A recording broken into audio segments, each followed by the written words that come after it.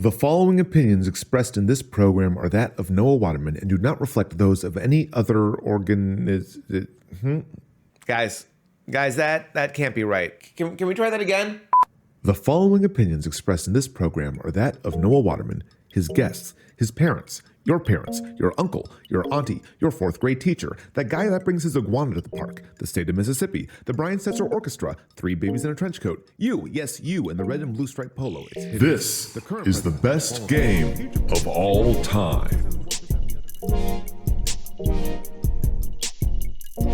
You know, there's an interesting fact that I read that podcasts that make it past their 10th episode are more likely to succeed. I mean, I guess anything that makes it past any episode is more likely to succeed. But specifically, if most podcasts die off before their 10th episode, which makes this fortuitous because we are on episode 11. Now, granted, of course, we did take about almost 2 years of a break between episode 9 and 10, but I'm going to count that as a win because I'm filming this alone in my office and nobody can stop me. So here we are. Welcome to the best game of all time. I'm your humble host, your boss monster, Noah Waterman.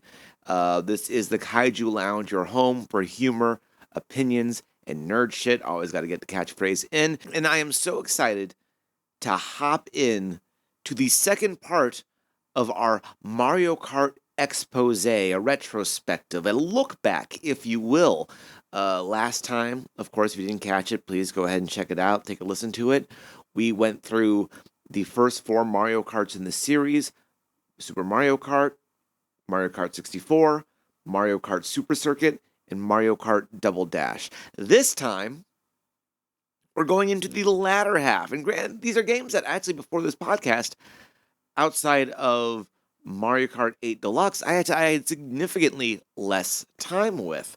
We're looking at Mario Kart DS, Mario Kart Wii, Mario Kart 7 for the 3DS, and Mario Kart 8 and 8 Deluxe for the Wii U and Switch, respectively. I said 4 games. I know that technically is 5. You know, we get into it. There's a whole thing about how do we review games that are basically similar, that are ports, that are very like each other. I think some things like this will kind of be an aside. It was similar to what we did with Crazy Taxi in the first episode. But some things might get their own dedicated episode just for the ports on various systems and the getting into the real nitty-gritty, the granular details of which is better. Nonetheless, it's really great to be back. It's really great, I think, the response to our return. We did get some new listeners and viewers. That is great. I mean, you know, a lot has changed with me and the other stuff I've been working on, and everything kind of ties in together. It's all just about having fun with the culture, the experience, the world of gaming. We're a hodgepodge here at the Kaiju Lounge. I say we as if I'm not the only one doing 90% of the work. We're a hodgepodge here at the Kaiju Lounge. And I wouldn't have it any other way. So no more delay, no more excuses. Let's get into it. Friends and folks, this is the next episode of the best game of all time, Mario's Kart, like Surgeons General or Surgeon Generals. It's very confusing. Mario's Kart Part 2, Mario Kart DS, Mario Kart Wii, Mario Kart 7, and Mario Kart 8. Take a listen, take a look, and enjoy. Having a baby is just like being on vacation. Is it? Yeah, what kind 100%. of vacations have you been going on? Very active, often running around everywhere, usually needing to take a nap middle of the day. Like, that's exactly how me and Hannah vacation. Strangers stop you to clean up their poop on occasion. Yes. Regularly, but only because I walk around looking like I'm very approachable. That's on me, to be honest. That's fair. Does that microphone have a gain that you guys can put up? Because Pat, both you and Louis sound pretty quiet. Once we're done shoving food in our mouths, we can move it closer to us. I prefer to have that on record. I was about to say, move that mic closer during the food shoving. It's a real Mario mukbang is what we're going for.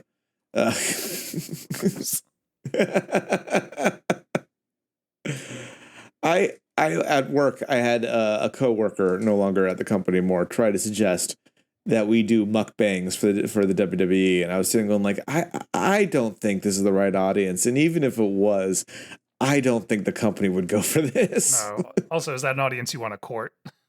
Yeah, I mean, we want to court a wrestling audience, which isn't that much better. That is fair. On that note, I can't think of anything more appropriate to get into this family-friendly fun we have waiting for us here. But friends and folks, welcome to the best game of all time, the only podcast that dares to do the unabashed, the unassumed, nay, dare I say, the unashamed task of reviewing, rating, and ranking every game ever made. A goal we hone in on like a blue shell to first place in order to decide not just for myself, for the panel, but for all of humankind what truly is the best game of all time. And of course, part 2 of a subject means part 2 of the same crew. So let me introduce our panel. Patrick, Crash Team Racing Malloy, Michael, Battle and Chase Petrocelli, and Louis, Speedway USA Thomas. Guys, how are you doing? Good. Well, just like Speedway USA, you guys are coming in a little blurry on the camera. So Oh, that I results thought in you were me gonna say, falling just like behind. Speedway USA, we make you sick. Speedway USA doesn't make me sick. It just makes me angry because I can't tell where I'm going. Sick with anger, Sick I feel. with- like. yes, It's a sick little with bit- little rage. bit of both. Which franchise was Battle and Chase? I was trying to remember. Mega Man. Was that? Oh, that was Mega Man.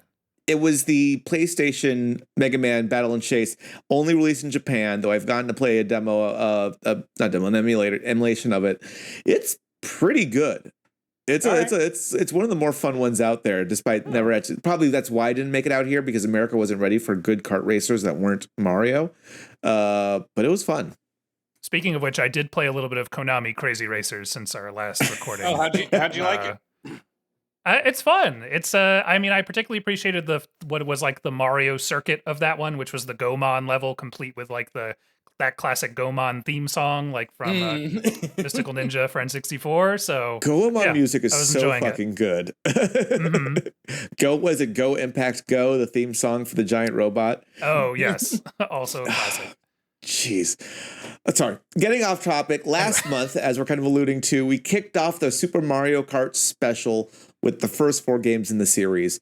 Super Mario Kart, Mario Kart 64, Mario Kart Super Circuit, and Mario Kart Double Dash. Today, we continue with the second 4 in the series, Mario Kart DS, Mario Kart Wii, Mario Kart 7, and Mario Kart 8/8 Deluxe. More on that later, because right now, we have our first segment to get to know your panel. Get to know your panel is a segment to help you, the listener, get to know the voices and opinions behind today's episode. Sometimes a question for just one person, or it's a question for the entire group, but I'm going to stick with the entire group on this one. With so many features throughout the various Mario Kart games, what is your favorite feature that was never brought back? Can be an item, a course, a mechanic, a racer, anything, something that was in a previous Mario Kart game, but not continued. I mean, 2 racers and Double Dash. Yeah, we know how I feel about that, so there you go. That's true. That's why Patrick and I are actually, for all of you just listening, Patrick and I are actually recording this in the same space today for our Double Dash solidarity. That's true. Are you occasionally going to switch places? Yes, absolutely. Yeah. Yes, But to celebrate the fourth greatest game ever made. that's true. The only 10 given out on this show. Louis, how about you? You agree with that, or you want to add anything else? No, I mean, yeah, especially the way that Patrick and I ranked the game, I would have to say that that's definitely the biggest one. I can probably come up with a different one, but like that's in my heart of hearts. That's absolutely. Go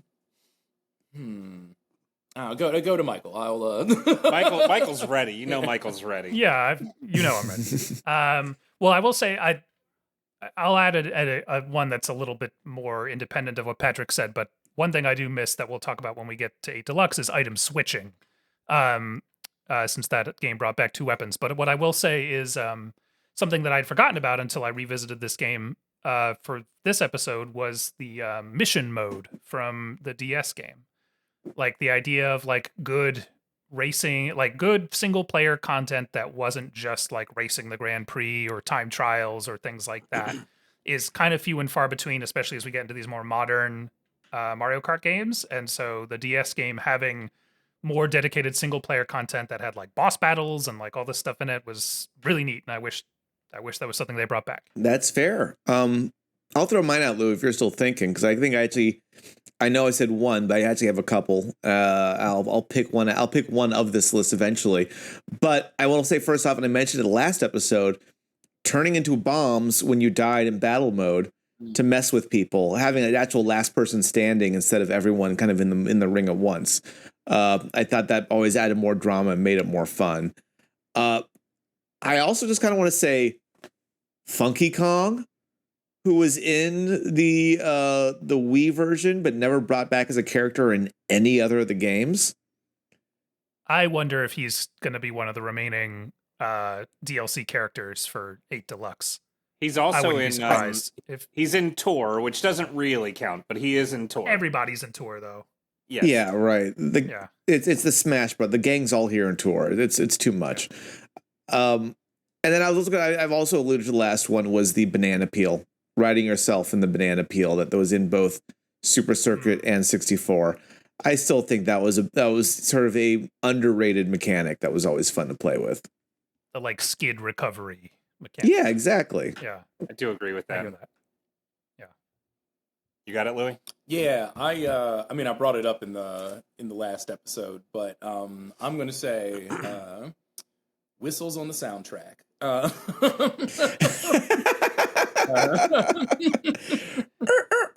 Yeah, bring back that Super Nintendo sound chip. That's what I wanted. Yeah. Right. The bossa nova styles of early Mario, just really. Hell yeah. Fair enough. All right, guys, let's dive into it. Starting with our first one, Mario Kart DS. Mario Kart DS is the fifth entry in the Mario Kart series, released in November of 2005 in the US and December in Japan. This is the first to be playable over Wi-Fi, offer a map on the system's 2-screen layout, have a mission mode, and provide retro cups, reusing the old favorites to expand the track list. Notable additions in this include the blooper item, Bullet Bill, and Bob-ombs as a normal item, not as a character special. It's the third best-selling DS game of all time, and the third best-selling Mario Kart game. Guys, kicking this off the same way we did last time, let's start with who played this in its original iteration, and how would you guys feel about it then? I had it on DS back in the day. I did not have it. It's also as well. It's also the first Mario Kart game I played online. I remember messing around with like the Nintendo Wi-Fi connection for that, taking my man Dry Bones around the world in racing.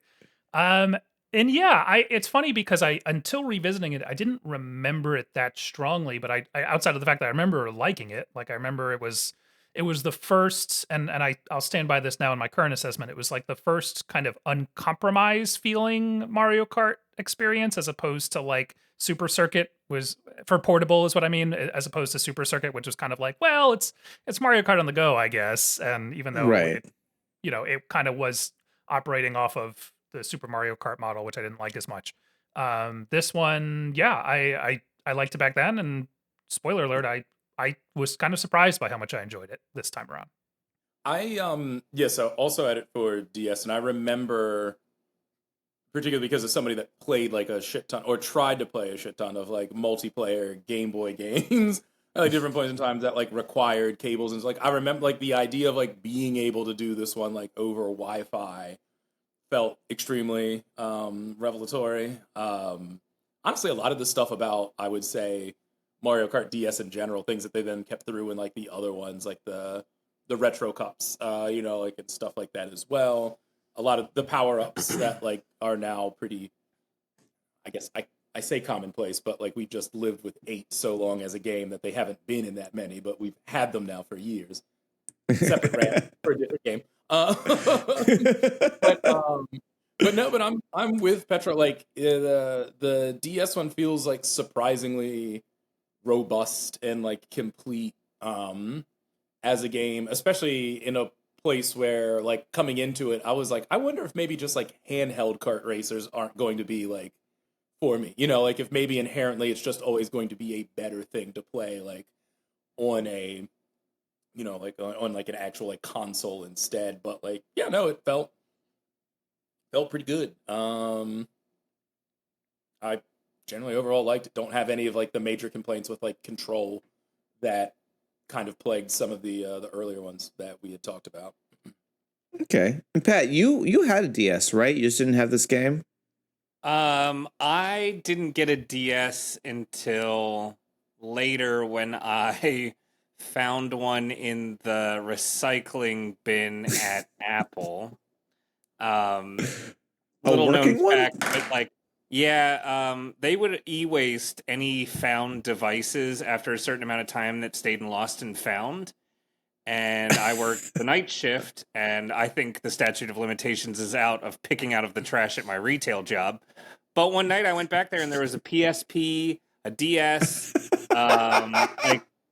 like 5 or so iPhone, like all of this stuff that had just sat and lost and found so long. And then some manager was like, "Oh, just get rid of it." And so yeah, so me and a few of my colleagues, who I will not name because I'm not a snitch, just took home. Like somebody grabbed the PSP. I asked for the DS. It was a DS that had a bejeweled peach on top. It was really neat. Holy shit! Yeah, loaded into it was one of those multi carts or multi cards, I guess, that like had just a ton of games loaded onto it. And yeah, no, it was sick. So I didn't get that until like probably 2009 or 2010. So it was well after Mario Kart DS had come out. And even though I would play it occasionally in my multi-kart, I don't have a ton of memories back then of playing it, really. But I liked that it was like Mario Kart 64. So. I mean, yeah, I was going to say that was kind of my general view because I didn't have a DS at all. And I actually never got either of the DS systems. So like playing this around is like, yeah, this feels like how I remember Mario Kart 64 feeling like, maybe not how it actually felt like. How is everyone kind of playing it this time around? How was the experience with that? And let's just talk about the general racing itself compared to our previous 4 games.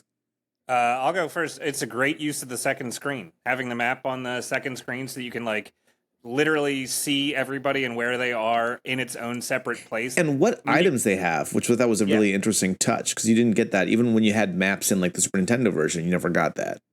Yep, totally. Like you could basically play just looking at the map screen. It wouldn't be as much fun or as interesting, but you really like it was good. It was a good thing to check in on. I feel like it was a better realized version of the like look behind feature from other games. So yeah, I really liked that. Yeah, I said this to you, Pat, not that long ago, but DS feels kind of to your point, Noah. DS feels like what I feel like Mario 64 should have felt like to play and been like to play in terms of being fully 3D and kind of just being more responsive. I feel like if Mario Kart 64 had come out later in the N64's life, when they were able to probably figure out how to get more in the system or they were using the expansion pack or something, it probably would have looked and felt more like DS is my prediction. I think it would have been fully 3D.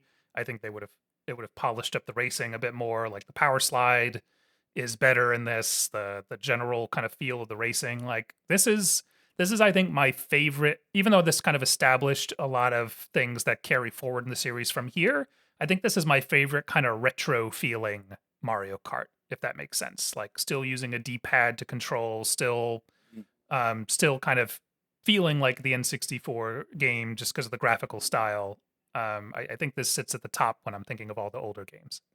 I just real quick want to go on the record and say that Michael and I don't discuss games when you're not around, Noah. Michael was lying about that. We saved all of our takes for this show. I dreamed while on vacation that I was talking to Patrick about this game. Obviously, because we would never do that to you. If there is game talk and I'm not a part of it, if I'm not trying to monetize that game talk in any way, shape, or form, I'm going to have all your heads. Yeah, I know. I just want to be very clear. We don't talk about games when you're not around recording it so that you can try to sell it. I was saying it to Patrick and he was going, shut up, don't. You're You have to wait to find know out. it. Don't fucking say this. Yeah, no, absolutely.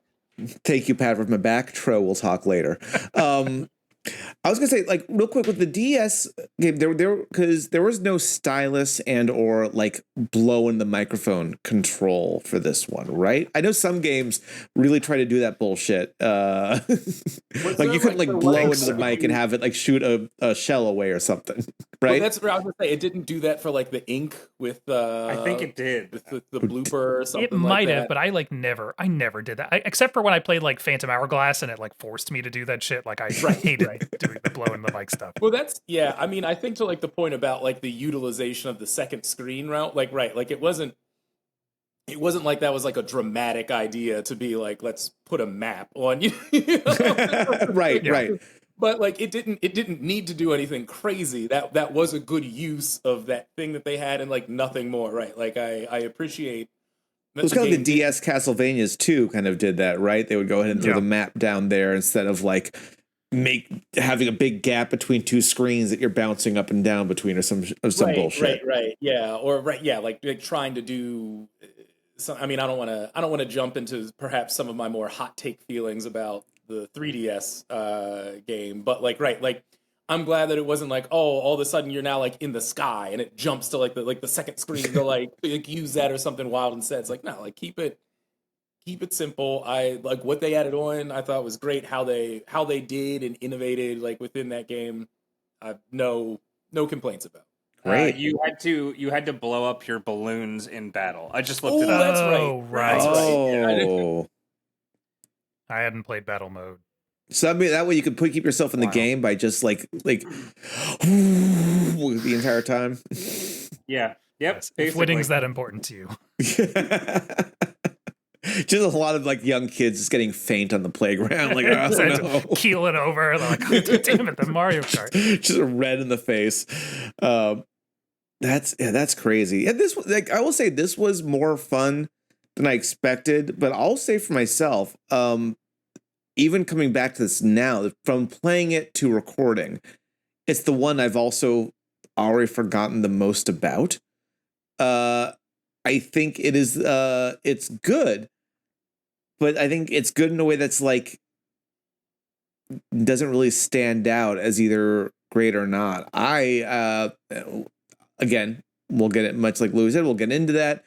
I think it sounds like I probably have the opposite approach here in that I found Mario Kart 7 much more interesting and just like the better version in my playthrough of it, and had more fun with that than I did with this one here, whereas this one was still fun, but I feel like I just kind of nothing stands out. Like there's no, it exists, and that's kind of the feeling. It's a good game that just happens to be around. What's weird to me about 7 is that it's 7 is almost too close to 8 in the sense that like the whole time I was playing 7, I was like, I don't really understand the point of playing this now because I could just be playing 8, which is just everything this game is doing, but better. And so for me, I think I kind of came from the opposite direction where I was like, where 7 is very forgettable to me. And I'm sure it would have stuck out a lot more if I had played it when it first came out, but because it just was an evolutionary step for what 8 became, like whereas I think the DS game felt old school enough that that stood out to me. But you know, competency can sometimes be forgettable, so I understand that. Didn't 7 and 8 come out almost around, like they came out very close to one another, right? Within a couple years, I think. Like it might have been like 2011 to 2014, I think. Okay, I'll just look it up. Honestly, let me know how close I was. Were there any pieces of DS that we didn't like, that didn't work for people? Is it a perfect game? It's the best game of all time? No. I wish I hadn't already wasted my 10. I wish you hadn't either. What a coincidence.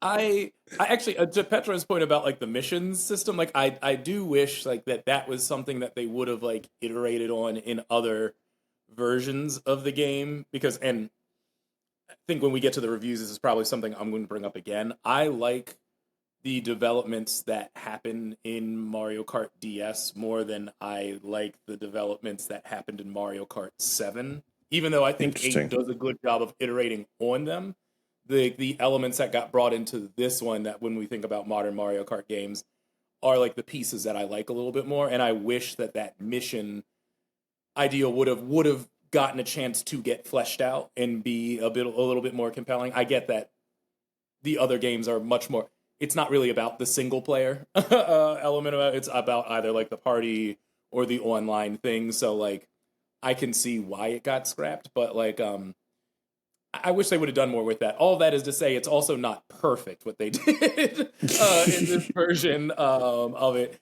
I like the idea, but it's like it gets extremely repetitive. Or from what I remember of trying to in this playthrough, I'm not going to go and knock out all the missions again. But like, I like that there were boss fights. I like that they had things that they can do.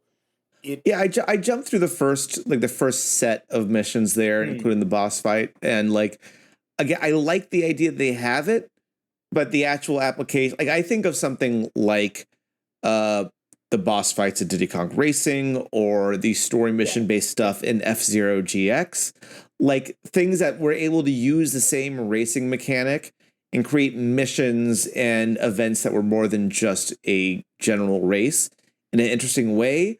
These felt like great idea, but they were scraping the bottom of the barrel for ideas. They were having a little trouble coming up with like enough stuff that was truly interesting. I think Nintendo could, if they really put their mind into it, make it an awesome thing.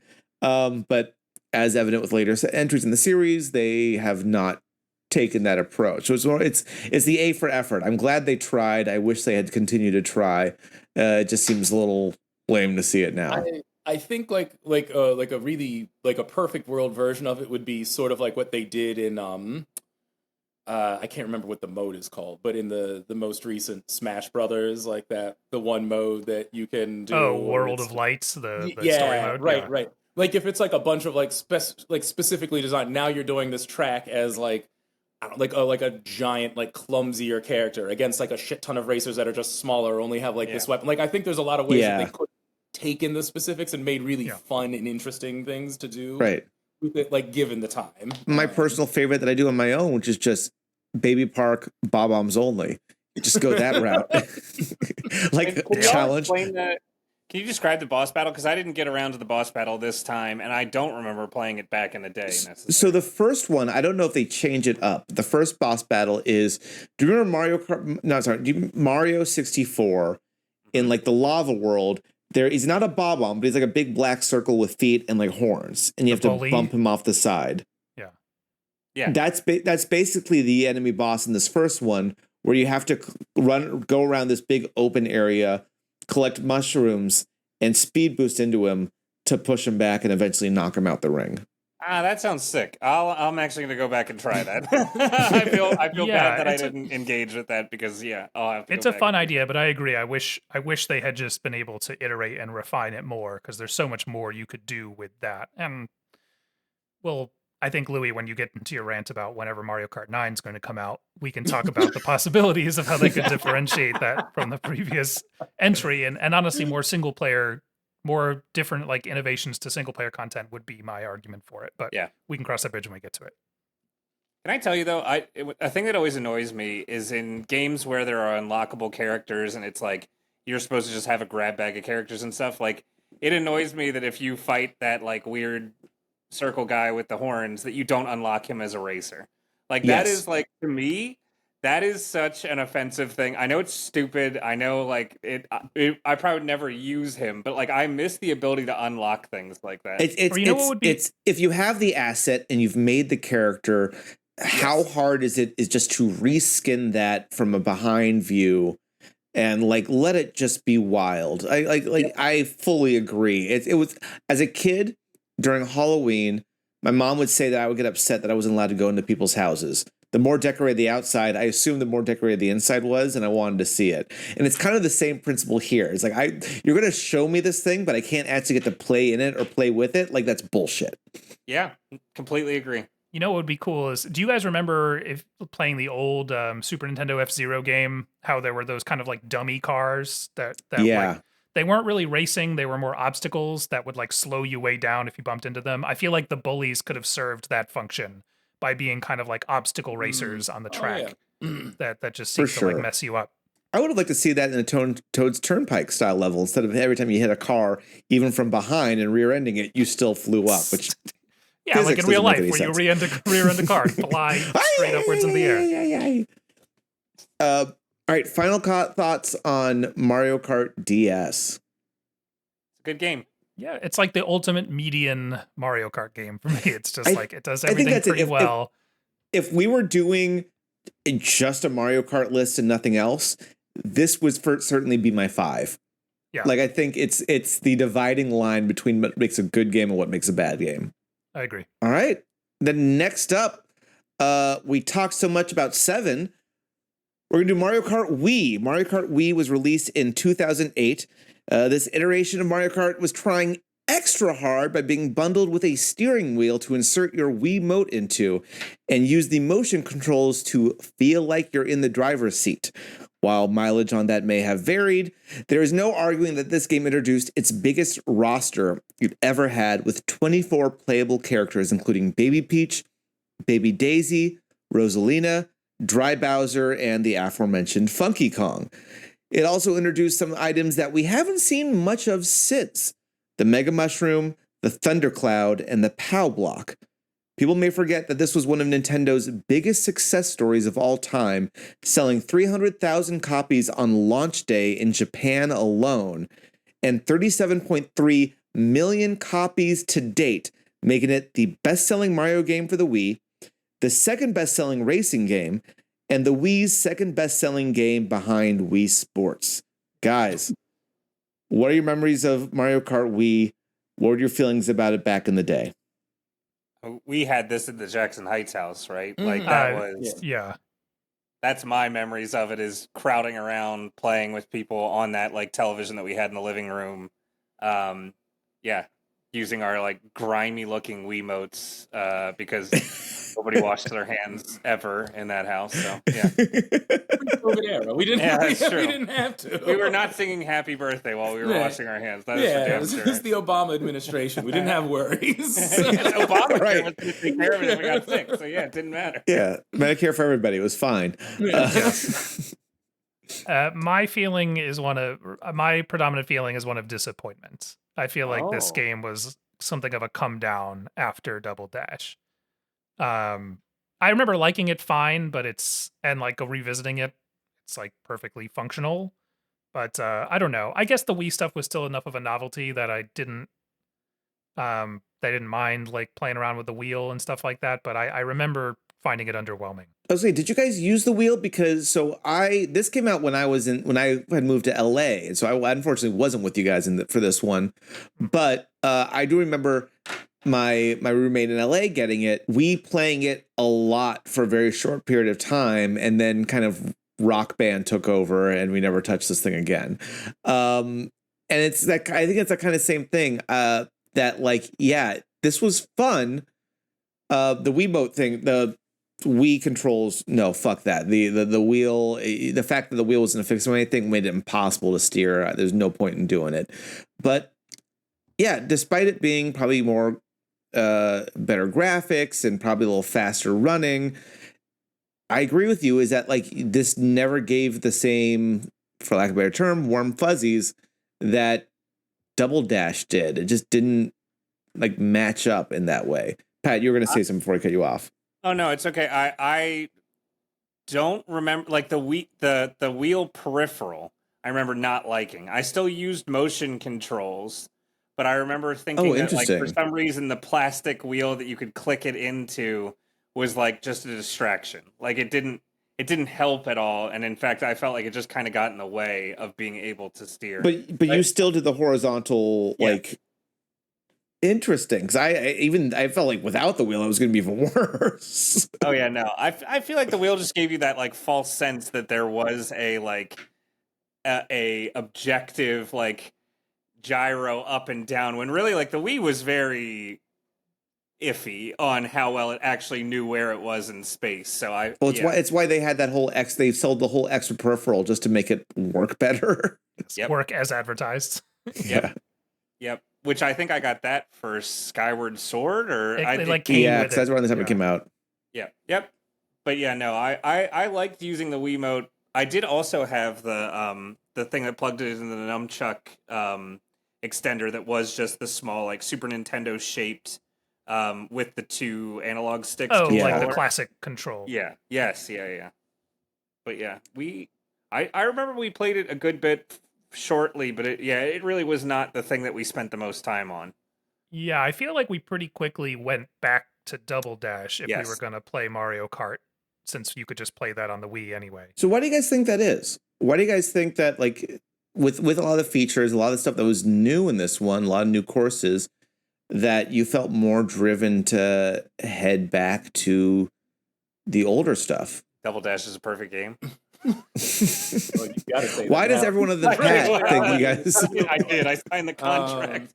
I think that I think particularly for like our point in time in like competitive like game playingness and whatnot, right? Like there was less of like there was a lot more to master and be better at than somebody in Double Dash. Where the Mario Kart Wii felt much more like a party game, like specifically to the point where I would remember playing with the wheel a lot, but only specifically in.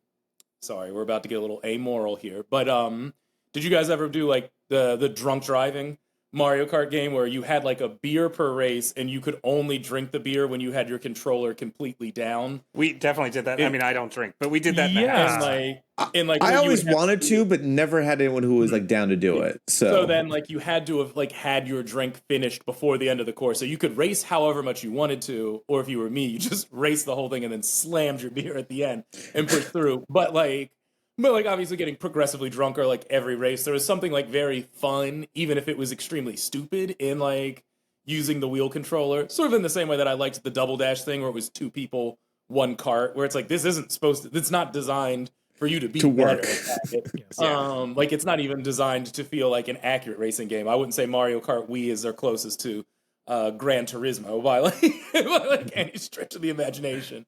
But like I thought that part was fun, but like the Wii one definitely felt like almost like most games on the Wii, they felt more like party games than like they did legitimate video gaming experiences. I think that's a very accurate take, honestly. I agree. Because that was, not to keep bringing up Smash Brothers, but that was also the comparison between Smash Brothers Brawl and Melee, is that Brawl was very much more a party game instead of the very technical fighting in Melee by comparison. And I think in that way that like Nintendo does a good job of iterating on things like when they want to. It's funny to revisit a Wii game because I think about how many times I would like have disgust for having to play a game with like a single controller turned horizontally, like versus like, you know, like if I couldn't play like with the full nunchuck setup in a way that like with certain things on the Switch, it doesn't bother me. Like as long as everybody's playing like small, you know, single Joy-Cons like for like a Switch game, I'm like not a problem. Like with that Mario Kart, I'm like, yeah, like let's rock and roll. Like I get there's a bit more control in doing the 2, but like I'm not mad about it the way that I would be in the both the Smash and the Mario Kart for the Wii and like having to work that way. And I think they've figured out some ways to make the simpler control system work better. Mm-hmm. It wasn't in this. Were there? Well, yeah. I mean, it helps that the Joy-Con is like a nice, compact, smaller thing. Yes. And We still both has felt like you were holding a fucking Nokia cell phone, exactly. like just like sideways. It's gonna start playing Waltzing Matilda. Were there games that you could? while you're playing. Were there games that you could only play horizontally, but you couldn't play with the nunchuck option? I felt like that the nunchuck Wiimote thing was basically allowed you to kind of, even if you weren't using waggle controls, still allowed you to kind of play normally just with your hands at your side. Because that's how Louis, I you played preferred to play most of the time. Yeah, Louis, but you the played a virtual lot of console things. Yeah, I was required gonna that say you Louis hold played a lot of Super Paper Mario. I remember, and that one. Oh, Got it. right. That one that was one that was way. like I that. think was that like Kirby game, like where like you raced like on like stars or what? I think you could only do that one, like because it was Was like a that game. Air- Wasn't that Air Ride? Kirby for Air Ride GameCube? was GameCube, wasn't it? Didn't they do one for the? I thought they had one on Switch as well, or like there was some game where I remember it was like a one button press like concept. So like there like wasn't a need to operate like with the two-hand controls. But I don't remember. But maybe it wasn't the Kirby one then. But there was something like in that vein where it was just like, yeah, all you need is like a directional pad and in one button hit to do stuff, and it wasn't compelling. Fair enough. Yeah, this game, I think it's interesting, forgettable kind of in a way like DS felt for me in some ways, but also not as good in the end as a lot of them, and it just seems weird because I think mechanically it's a sound game. I think it just, the Wii was such a special system, and I think it did so well for Nintendo that like this is just not the game to capitalize on what the Wii was good at. This game though, when we talked about it, we touched on it a bit with the party game stuff, but like this was full like a very specific design philosophy that Nintendo got into during the Wii era that honestly I think they have mostly abandoned since now, which was the very kind of like extreme brand protection, extreme kind of like we are making sure we're courting the casual crowd at every turn type approach to making games that like I think helped them be really successful with the Wii, but that's also kind of what sank them, especially when the Wii U came around. And just they tried a better system. It was the Wii, but universally better. Yes. We'll talk about the Wii U when we get to 8, but yeah, it just, I don't know. It's not a era of being a Nintendo fan that I remember too fondly as it went on, even if I was really excited for the Wii when it first came out and really enjoyed a lot of games on it. Because, there was like that one E3 where they did like Wii music and didn't like announce anything worthwhile that I remember being really annoyed about. As a longtime fan, and it was just, yeah, I think this game, even though it's perfectly functional as like a 3D Mario Kart game, and like it just reminds me of that era a lot, going back to it, where I'm like, oh yeah, they made a lot of games that felt like this. For a great selling system, I feel like the Wii is probably why I didn't buy a Wii U, and I kind of abandoned my Wii early on. And I wonder if it's so much that like, did the Wii do really well, or did the Wii just kind of tank the company for a little bit in the long term, and the Switch is kind of undoing that? I think it did both, to be honest. Yeah, the Wii brought in non-gamers in a way that, like, for the Wii is it still like the second most selling console behind the PS2? No, the Switch has surpassed the Wii in sales. The Wii was 101, and the Switch is at like almost 130. Because I know it was really high up for a very long time. It was Nintendo's best-selling console until the Switch. Yeah. Yeah, and it brought in the same way the Switch is now, it brought in a lot of non-gamers. So it was like truly, and that was largely because of Wii Sports. Like truly. Well, real quick, I feel like we're a little sour on this one. I'm going to take the opposite approach than I normally say about the other Mario Kart games. What did people like about this one? I will say even though it was clunky to execute in this one, the introduction of like the aerial trick so that you get the boost, like that is a feature that I really continue to like. Yeah. In to this day, yeah. Yeah. So like I'm glad like that very, very major functionality point that like continues to be crucial to like playing the games now. I liked that. Again, as sort of just like a light party game, like there are a bunch of times where I remember playing with friends that didn't play video games, and we would just do like the shitty, like we're only all going to drive, like, I'm sorry for people that aren't watching this on video. I'm just kind of holding my hand. I'm cartoonishly like pantomiming with driving. You're masturbating two people in front of you at the same time. He's potentially milking a cow very fast. Right. Like, there is a lot of enjoyment, like, in fun and that sort of thing. It's a good equalizer in that, like, there are plenty of times where I got beat by people that had never played before when you're playing that way, because it's just a sort of base thing that you need to pick up. But like, there are a lot of games on the Wii that also offer that experience and did them a lot better. So like, yeah, it's cool that there is like a Mario Kart skinned version of that. But that's not enough to make a game robust, Yeah. So, Yeah, no, it was something that like I remember playing with my mom. Like I you could really bring in anybody who knew how to drive a go-kart in real life and be like, yeah, basically you're going to do the same thing. Real quick question too, though. With the motion controls, could you like jerk the Wiimote up to jump, or am I misremembering that? that's how you did like the tricks, right? That was the tricks, right? Yeah, you'd shake it to do like the trick when like you hit Oh, off of the right. thing to Yes. Yeah. Yeah, this All game right. added a lot of jumps and like half pipes and things because even the retro tracks have them added. Yeah. Yeah, I like the half pipe stuff, which I feel like actually doesn't come up too much now, unless it's that same one DK Summit or Ski Lodge, whatever. Yeah, they brought level. it back in all of the 8 Ultimate Retro race. Like all of the ones that had the half pipes have them again, and that's Yeah. fun. Did this one also introduce the wheel spin where your wheels turned into like a hover cart, or did 7 introduce So that? hover cart is, I think, is new to 8, but Yeah, 7 introduced, I think, the underwater stuff. underwater and hang gliding was 8 or was 7, and then 8 introduced the sideways wheels because that was for like the zero gravity stuff or whatever. Yeah, The reverse. that'll also gravity be in stuff. my intro for both games when we get to those. But like, yes, this one just added a really shitty plastic wheel controller to stick your gimmick into.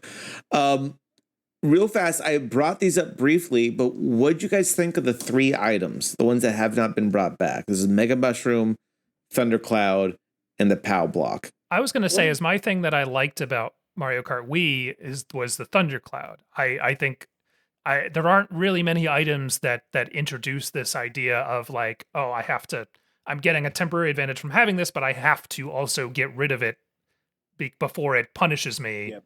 And like deliberately like crash into somebody to like pass it off and it can be passed back. Like that I think is an interesting dynamic, and they don't really explore that with any of the other items in these games.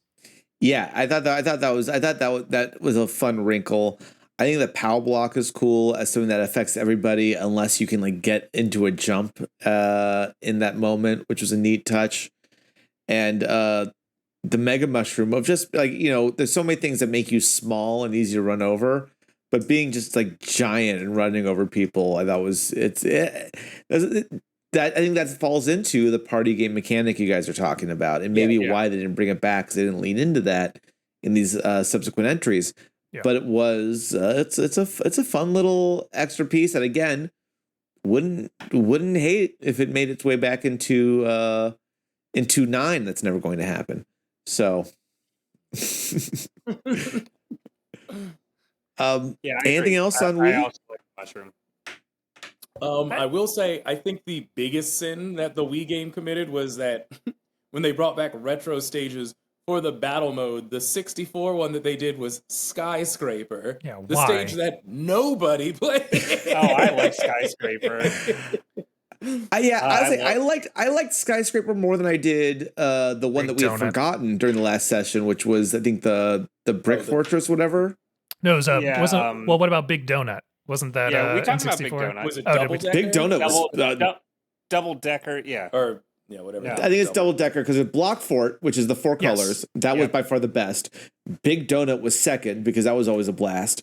Then Skyscraper, then Fortress, whatever the fuck it's called. I liked the Double Decker one too, because the Double Decker one, you could basically, like, similar to how in Block Fortress you could wall off your little sections, you could basically completely hide on a level, and if you made it to the top level, you could snipe people with red shells. So we would do things where like you had to stay on your level for like a certain amount of time or whatever. I think I liked all of those because I liked the rules we invented around them in a way that I feel like later games you didn't have as much of a choice. Like later games, it's like, well, there are 8 people here and we're all trying to get a shine, so whatever. Like there's no fun like stay in your corner things that you can do. No emergent gameplay opportunities. Yeah, there you go. I think as well, specifically with the Skyscraper on the Wii, is that like sort of like how in other versions of like the Super Nintendo Rainbow Road, like there's more like protection. Yeah, like you can't like fall off all over the place like you couldn't. Like they didn't bring it back as inherently dangerous as it was, Yes. the first time. That's as well. true. So it's It like, was a well, Rainbow Road battle level. Like it Right, definitely had right. no rails whatsoever, which is what Yeah. made it fun. So like, yeah, Right, I get that. So it's like, why did we do this if we're not also including the thing? Was weird. I mean, we'll talk about it later, but I feel like that about a lot of the retro like levels they bring back in 8. But yeah, we'll talk about it. Look, I'm sure it's weird because we don't have advertisers yet. We're still a very small, and hopefully growing with your help, but a very small production here. But I think it's worthy to go ahead and have this in. If no one else will advertise with me, I will advertise with myself. Guys, do you like video games? I assume so. That's kind of what this podcast is about.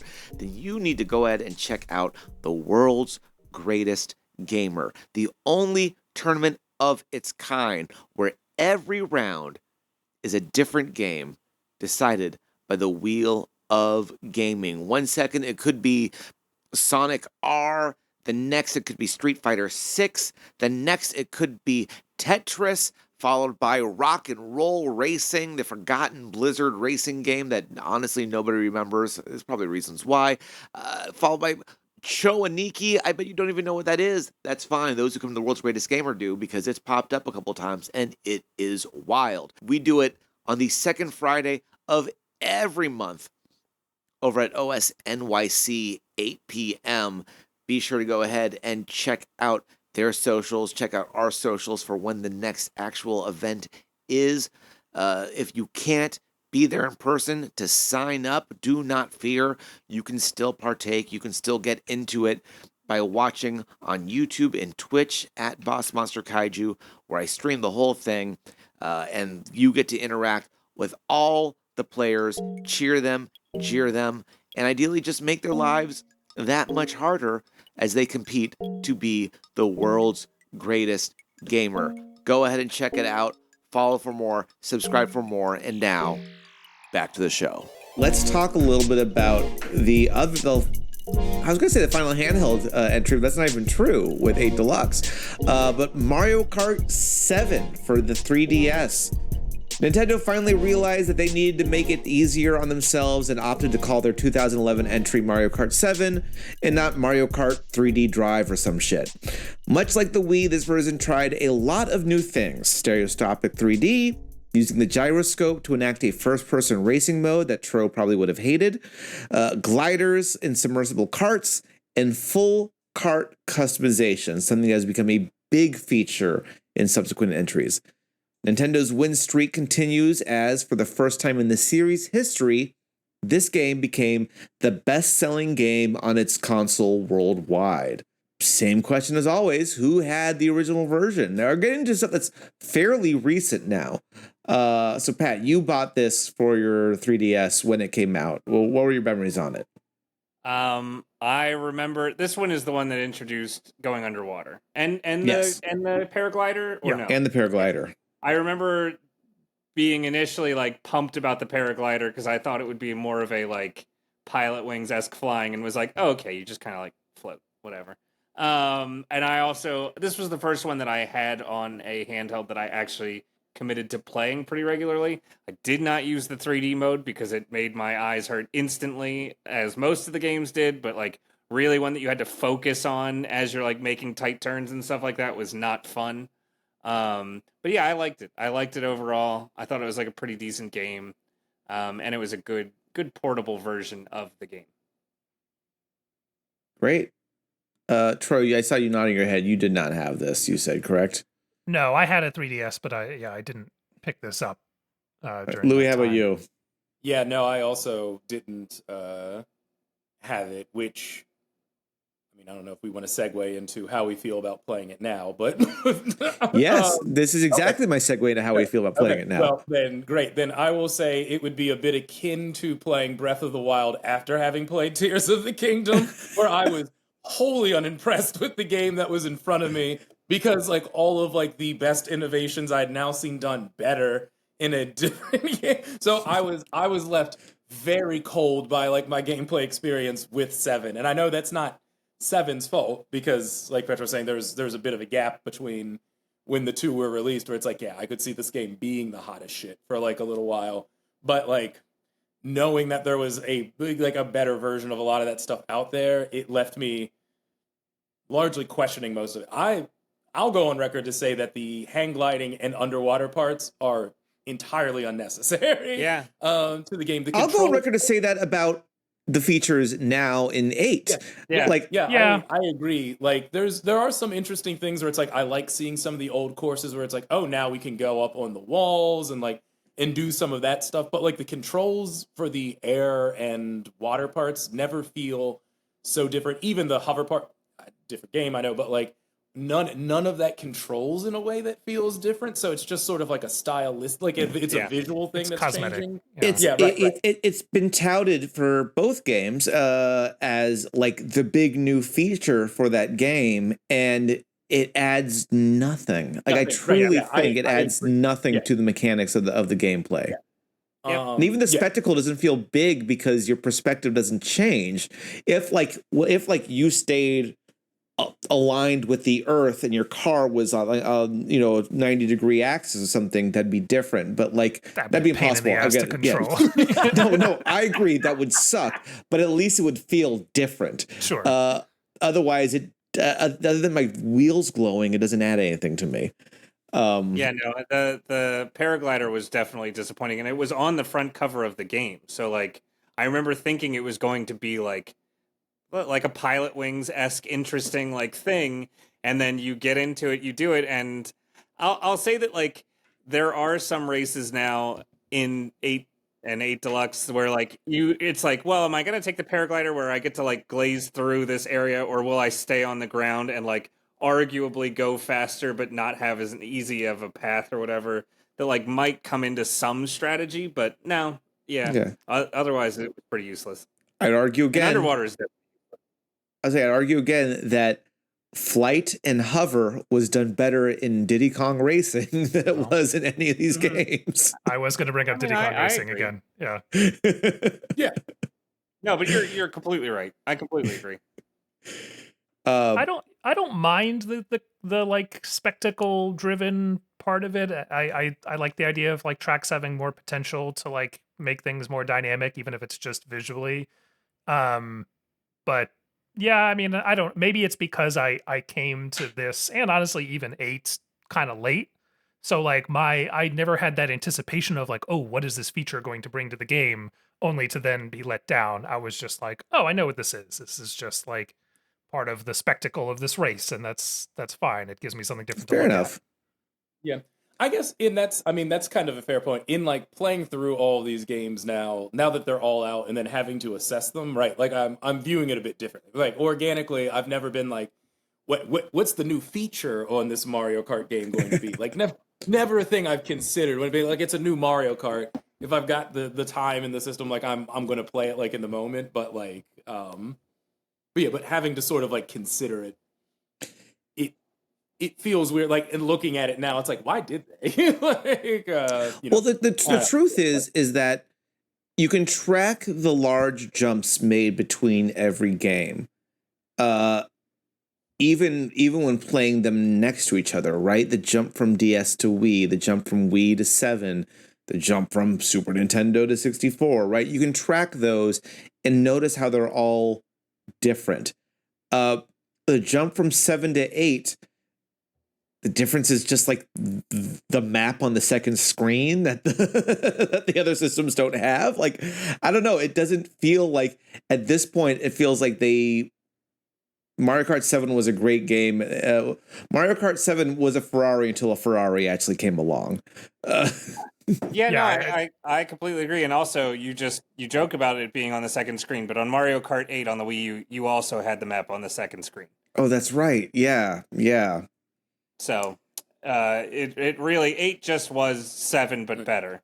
And I mean, and to a certain degree too, for like a game that I'm like kind of cold on. Like, does that review make 7 seem more like a technical marvel, and like 8 potentially just a little bit lazier in its development? Like, like there is perhaps something to be said that this handheld game doesn't feel that far off from like what I think a lot of people would say is the best Mario Kart game that's out there, but by nature of not being that better game, I don't know. I completely agree. Louis, question for you on this one, because you seemed a lot higher on DS than you were on 7. Yeah. 7 is more closer to the Mario Kart game that I think we all know and love and still enjoy playing. Do you like DS more than 7, and why? I mean, I think as like a separate entity, yes, because I mean, the laziest parallel again I can make is to like the Zelda games, wherein that like what DS was doing, and I don't have the Zelda knowledge to make like direct parallels to these games, but like it would be hard for me to say that like Breath of the Wild is now like my second favorite like Zelda game, because I'd be like, no, if I'm going to want something that has like a different, like a distinct gameplay experience to it instead, and like what is the best one like of that style, instead of just being like I don't need like the one and then like the lesser version of that one all the time. Maybe the same way I think people feel about like Final Fantasies and like like stuff like that. Like so right, like that's the problem, is because 7 is so close to 8 and 8 sort of makes it defunct. I do like DS more because it is a different game. And if you give me the 3 of them and tell me I can only play 2 of them, like I'll be like, great, yeah, then give me these 2 that are different and fun, instead of this one that's really great and then this one that's just like a not as good version, like completely of agree. that. Yeah. I agree with that. So would you guys, if we were just rating these 3 in order from lowest to highest, would you go 7, DS, and 8? Yes. Yes. I would. Even though 7 and 8 are so close together mechanically. It's funny because I feel like if we were talking about this and 7 was the latest one, I would put 7 probably above DS, but weirdly 8 invalidates 7 to such a degree that I agree with Louis. Like I would rather, like, Okay. I mean, as someone who has played a lot of Zelda, I'd rather go back and play like Link's Awakening if I wanted like a classic feeling Game Boy, like Zelda experience, or I would play Tears of the Kingdom. I mean, I could think some people are going to make that argument about Breath of the Wild down the line that it was actually better than Tears of the Kingdom or something. They'll be wrong, but they'll do it for the clicks. But it has that. Yeah, 7 just feels so vestigial because now 8 just does everything that it did better. I mean, truly, like it is almost 7 to 8 is 8 to 8 Deluxe. Like Yeah. there is no point in playing Vanilla 8 anymore with 8 Deluxe out, and there is no point in playing 7 with 8 out. Yeah, that's true. That I fully agree on for sure. I think that's fair, as the games are so close. Why play one? That said, like I think I'm seems like a minority here. I still enjoyed playing 7 a lot more than I enjoyed playing DS. I think because it was so close to the newest one, which I think is a fantastic game. I definitely I think the points you guys are making are fully valid, and I totally see that. And truth be told, like I think the things that made this game unique was not things I was going to use. The stereoscopic 3D, the first person mode. I think this one has one of my favorite courses, which is the Bowser ship. Yeah, level. the Bowser ship is cool. I like that level a lot. I think there's actually a lot of levels that were new to this one, not necessarily unique because they've been, I think, appeared in 8 since, but they were new to this one that I actually realized that these are some levels I truly do like a lot. I like 7's Rainbow Road a lot also. Yes, I 7's like Rainbow how- Road I is like actually how a lot of dynamic it fun is. too. Mm-hmm. Yeah, I think there's a lot of really cool stuff in this one for sure that help. But I agree that most of the courses that are shared elsewhere, I would just play elsewhere. I don't know, it didn't feel to me as forgettable as DS did for me outside of DS's mission mode. Any other thoughts on Mario Kart 7? 7 was the first one that also did the like, you now built a cart out of parts, correct? Yeah. Like Yes, it was no yes, the just, like, actual like you were mixing and matching your pieces.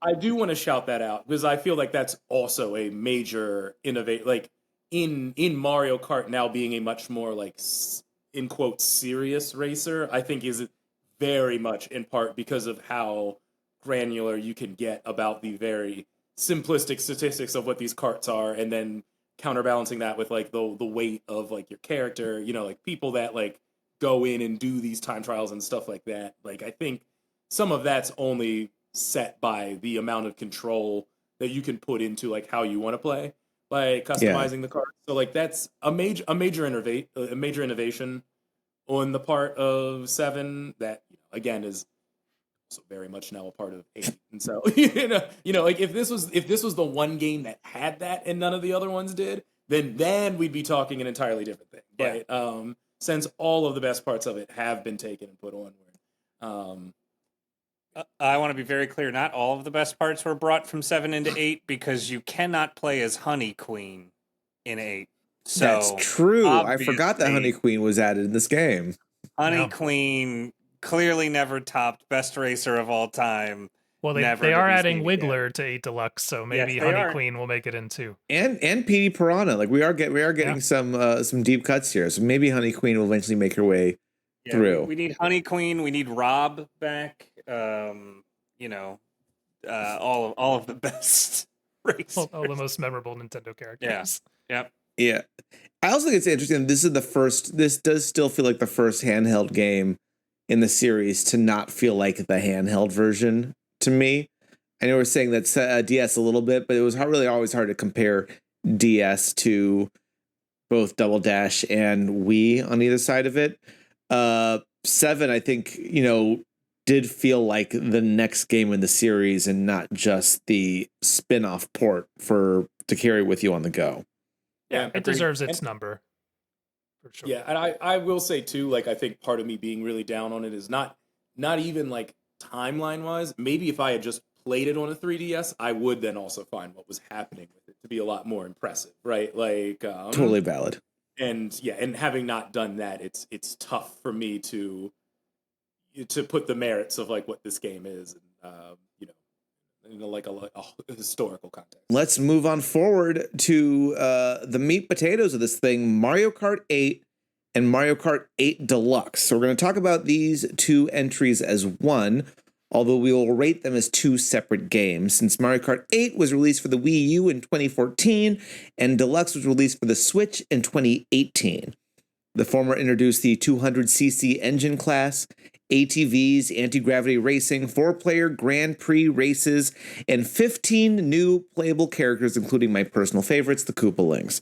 Deluxe only upped the ante with a revamped battle mode featuring Renegade Roundup, the return of double item boxes, 7 additional characters, and even more tracks and racers with the current and upcoming future DLC.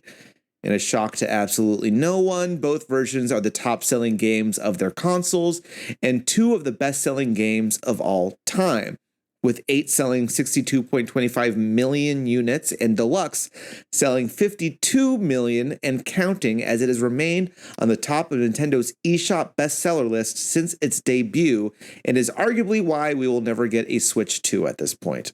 I hate to do this, but Mario Kart 8 could not have sold like 4 times more than the number of systems the Wii U sold. Is that the right number? Because the Wii U only sold 13 million units. Unless people were like buying Mario Kart 8 vanilla in bulk, like I find it hard to believe that it sold more. That the attach rate was like I bought crazy. 20 copies for my one Wii U, so People just kept losing it. It's crazy. Also, I'm blown away that 8 Deluxe is the top-selling game on the Switch. It's crazy. It's crazy that people keep. I mean, even if it's not at the top of the eShop now, it has been regularly in the top 3 since the game came out. I see what you're looking at, Noah, is that's the total of them together. Vanilla sold 8.46. Yeah. But together they totaled 62 million, but 53.79 of that was Nintendo Switch. Like 9 million was close to 9 on vanilla. Okay. Gotcha. Well, fair. I'm one of those 9 million, and I also had a Wii U. So, and I think I'm the only person here that had a Wii U. Correct. I think you're the only person that had a Wii U. I bought 13 million. There are Wii Us. dozens of us. I don't know if I told you that. So yeah, let's talk about these, because at this point, we have all played one, if not both. I'll say for myself, I've only played 8 Deluxe. I the Wii U is the only the only TV-based Nintendo system I had skipped in my lifetime. And I don't know what it was like to play on that. To be perfectly honest, I'm still like not sure I understand how the systems gimmick worked, and I think that's part of the problem with how Nintendo marketed the Wii U is that like I'm still confused how that second screen was meant to be used with everything. You can come over and play mine anytime you want because I actually set it up in my apartment now. Nice. Mostly because I panicked when the virtual store was shutting down. I bought a fuck ton of things on my 3DS and on my Wii U right before it all shut down. But yeah, so the Wii U controller, like the one with the screen on it, you didn't have to play with that. You could just play with a Pro controller or a nunchuck or like whatever else. But it feels like it feels like a Steam Deck that is the weight of a Switch. So it is very light, but it's also very large. But it is a comfortable thing to hold in your hands. It's like not bad. And when you're playing 8 Vanilla, it had the track on the small screen, and on the big screen was just a like unfettered, actual racing like view of. But could you also play on that directly like a Switch if the TV? I think that's the thing is like that was never very clear to me in Nintendo's advertising and marketing for the system how that second screen, how that controller could be used. I think that's part of why it didn't perform as well as a lot of Nintendo's other systems is I think a lack of clarity on how they intend the system to be used. Yeah, you needed to be in the house with the Wii U. Like, you couldn't go further than it could broadcast, which was a problem. But functionally, it felt a lot like a Switch in the sense that you could either, play in handheld or play with the television. The difference being that when you played in the television, unlike the Switch where you have to have the Switch docked, with the Wii U, you actually got a second screen that you could interact with. That also had a stylus and a mic, so you sometimes had to blow and you sometimes had to draw. But yeah, that was right. That was kind of like them saying, "Look how great both DS systems did. Let's make one that can't go anywhere." Yeah, basically, yeah, it was like let's take what worked because you can get all the Virtual Console DS games, and that was a lot of what I bought when the store was shutting down. Were DS and 3DS games that I didn't, or just DS games that I didn't ever have that I wanted to be able to play. Because on the Wii U, the DS experience is phenomenal. You can use you get the top screen as a giant screen in front of you. The bottom screen is like a Switch size screen in your hands that you can still use the stylus and the mic on. It's truly probably one of the best ways to play DS games that were visually stimulating. But yeah, no, it was good. It was fun. I played it a lot with at the time my roommate Sammy. I was super depressed at the time, so. It was a dark time in my life, but it was like a really great game to have to play with people that like to play games. So it was a dark time in Nintendo's life too. I get that. I knew nothing about the Wii U and that. Like I always just assumed that it was just like a oh shit, what was the name of it? The Dreamcast, like the little like the VMU. Yeah, right. Like I just thought like the Wii was like if like the VMU is your favorite part of like a Dreamcast, and it's like have we got a system for you? I own a DS, and know I love Sonic Adventure with the fucking Chow Chows or whatever. So this was a system made for me. Yeah, right. Yeah, Caution Seaman, baby. That in the Dreamcast, my favorite. God. We gotta do Seaman on this podcast sometime for sure. When we do another round of weird games people don't really remember, that can be my choice because I owned it, I loved it, I still have it. We can play it. Love picking games that are impossible to emulate. I was about to say that is true too. I can emulate Dreamcast, I think. But yeah, I don't know if the microphone functionality. Yeah, right. We're really trying to speak to the Seaman in that one. Listen to Louis Tro, how would you guys? Did you guys play the Mario Kart 8 original? I know you both have played Mario Kart 8 Deluxe. I've played it with you both. I played some of it on Patrick's Wii U. I also played it on Patrick's Wii U when I borrowed it. So yes. Yep. Wow, Pat. Wow. All right. I mean, one of 13 million. Like, I guess it's not that shocking that I'm the only person you knew that had one. So yeah. That's true. And I borrowed it to play Star Fox Zero, which put me in an even You loved Star larger Fox minority. Zero. I did. I understand why everyone hated it, but I liked it. Yeah. That's the thing. If the Wii U did anything wrong, it's going to cause Shigeru Miyamoto never to make another Star Fox, and that'll just make me sad. Very sad. But we're not talking about that. Let's so Mario Kart 8 and 8 Deluxe. Let's just kind of lump these two together. How do you guys feel about it? I mean, I'll come out and say it right now. Favorite in the series. I think this is truly evolution of where Mario Kart is supposed to be, and I don't know how they top it from here. Except for maybe adding 2 racers, but 2 racers isn't enough to make it better than this. I would love to see that added to this. Honestly, I disagree with that take because I feel like I loved Double Dash, but not just that Double Dash had 2 racers. The Double Dash did something really radically different and unique. And like Mario Kart 8 feels like, yeah, like they just kind of kept making minor improvements to the same formula, and this is the best version of that formula that exists. So I see why it would be, in quotation marks, the best game, but it's just like, in a way where Nintendo almost never stops inventing and working on thing, and like Mario Odyssey was pretty wild and different from Mario Galaxy, from Mario Sunshine, from Mario 64, like, I like when they take things and they're like, no, I'm going to make this really fucking different, as opposed to being like, yeah, I'm just going to take the formula from the last one, tweak it a little bit, and here's a slightly better version of it, right? And I think that this is just a dozen slightly, well, not a dozen, 8 slightly better versions over and over again until 9, until with Mario Kart 8 Deluxe, they're just like, here is the best polished version of this thing.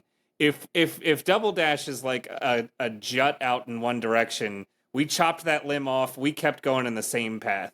And what I really, really hate about 8 Deluxe is the anti-grav sections of classic levels, or the rails on Rainbow Roads. Like, I feel like 8 is the safest of all of the games by far, in a way that the 64 and Super Nintendo and Double Dash, even, although Double Dash started to get a little safe, like in the way those games felt like dangerous and hard and tricky, 8 Deluxe is just like, we have sanded off all the edges. Here is your very polished, very pretty stone. Like, that's it. That's my take on 8 Deluxe. Woo! Light 'em up. Wow. I think it's honestly, Pat, I think it's the classic. It is the classic dichotomy of like, do you prefer something that feels a little rougher around the edges, but maybe is a little more adventurous, versus this kind of like perfect polish and refinement? And I think there's valid arguments to make for each. Yeah. Well, thank you for telling me that I'm valid. Don't let it happen again. Duck Hunt did something, baby. Duck Hunt fucking did something. All right. No, I mean, look, I don't think you're not wrong in that. I just don't think that Double Dash. I mean, I think still Double Dash is still less perfect. I think that has one mechanic going for that, but like, I think about the accessibility of this one for everybody without sacrificing it in the way that Mario Kart Wii did. Right? Wii, I think, was in that party game style accessible to a fault.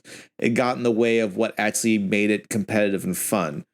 Mario Kart 8 is still accessible. I feel like anyone can jump in on it, but also feel competitive and not just like you're constantly running on easy mode or party mode. And like, truthfully, the big thing of this, the addition of being able to play online easily, something Nintendo has never been able to do with almost any system in any game they've ever released, of having these lobbies and be able to just kind of jump in and start racing, of being able to hop in with your friends easily, and the sheer volume. My biggest problem with every Mario Kart game is, all right, I'm out of races.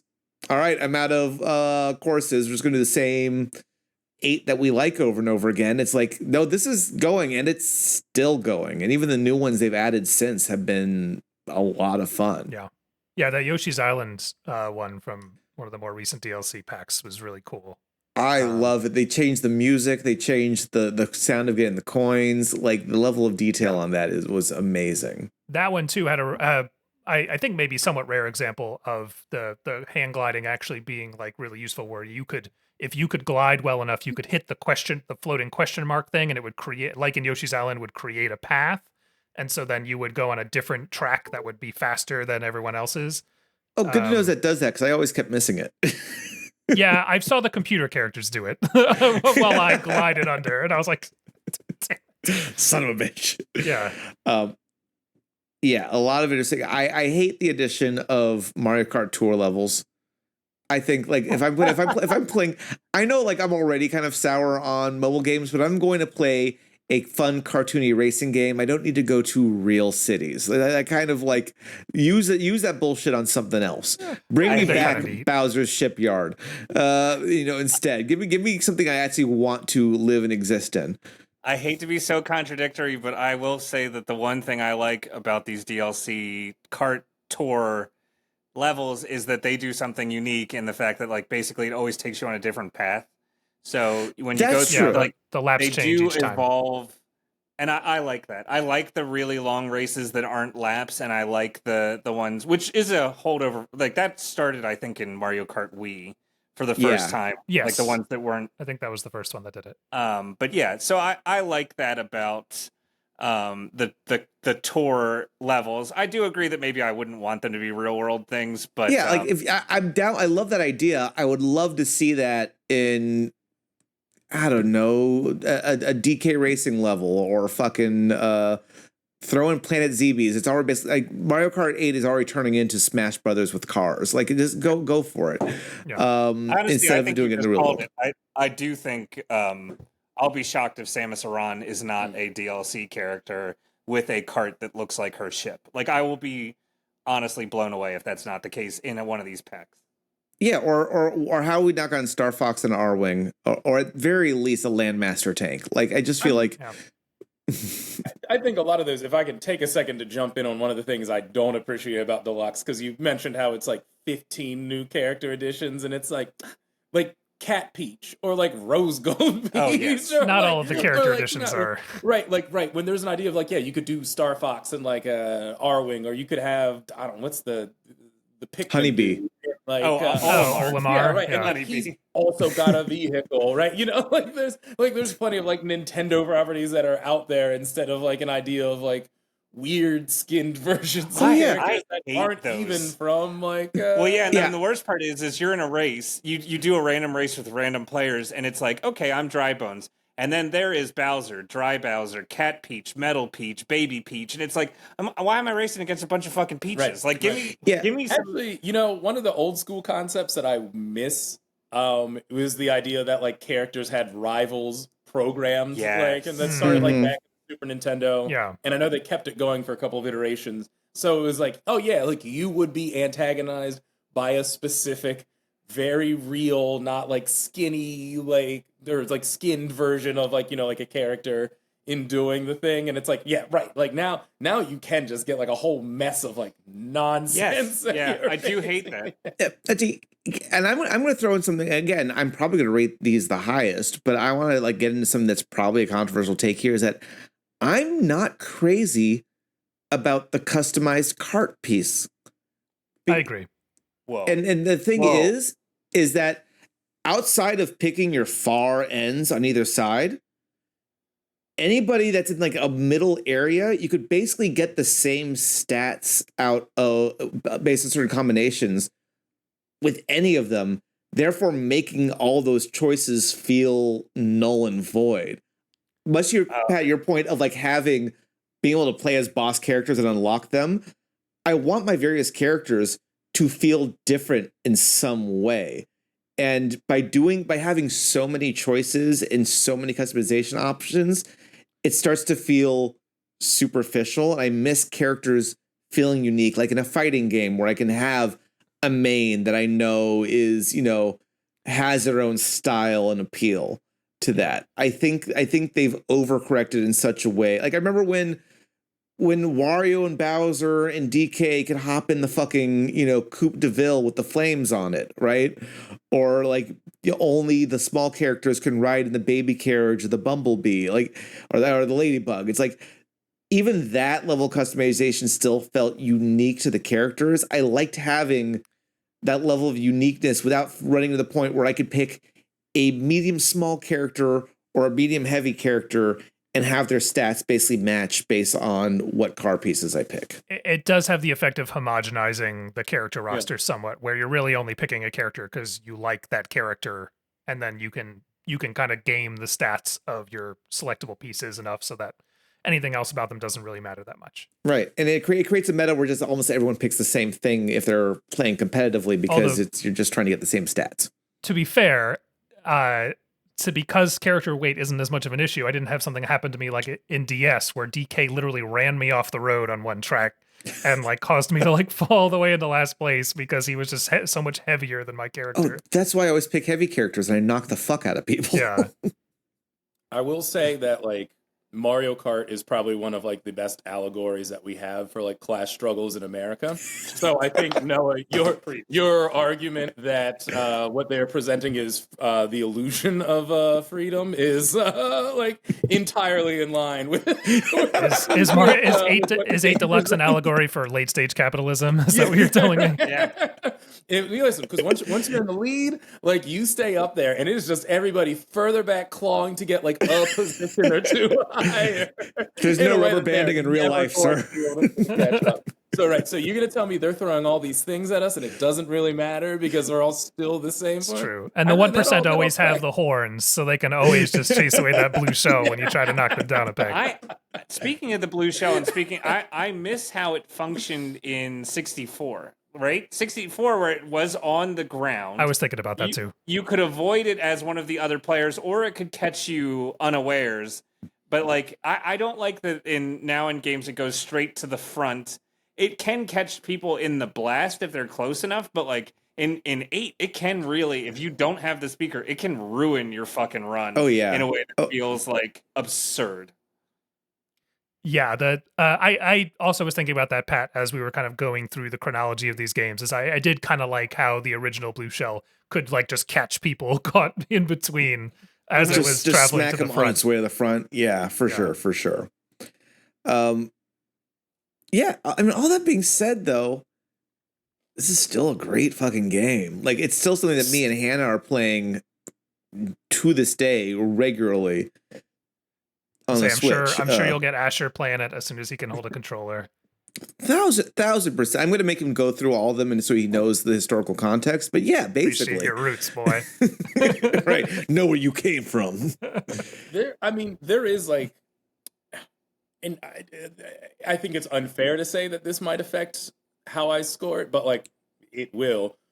When you've had 5 years to continue to like build on and iterate again, right? Because it's not like they released it and it just stands as a perfect gem as is. Like they continue to add things onto this game that's been out for 5 years. It's like, yes, it should be a certain level of good because they're not giving us like another one at this point in time. So I don't know. There's a part of me that's like the expectation is already like it may be unfair to grade it on that sort of curve, but it's like when you've just been continuing to add on and throw things on for this long, it's like there is no reason the game shouldn't be like considered technically like one of the top ones. Well, it took them forever to release new stuff. It took and I think that's probably time because they were probably hoping people would stop buying it, so they had a reason to make a new one, and then said, "Fuck it, people are still buying this thing.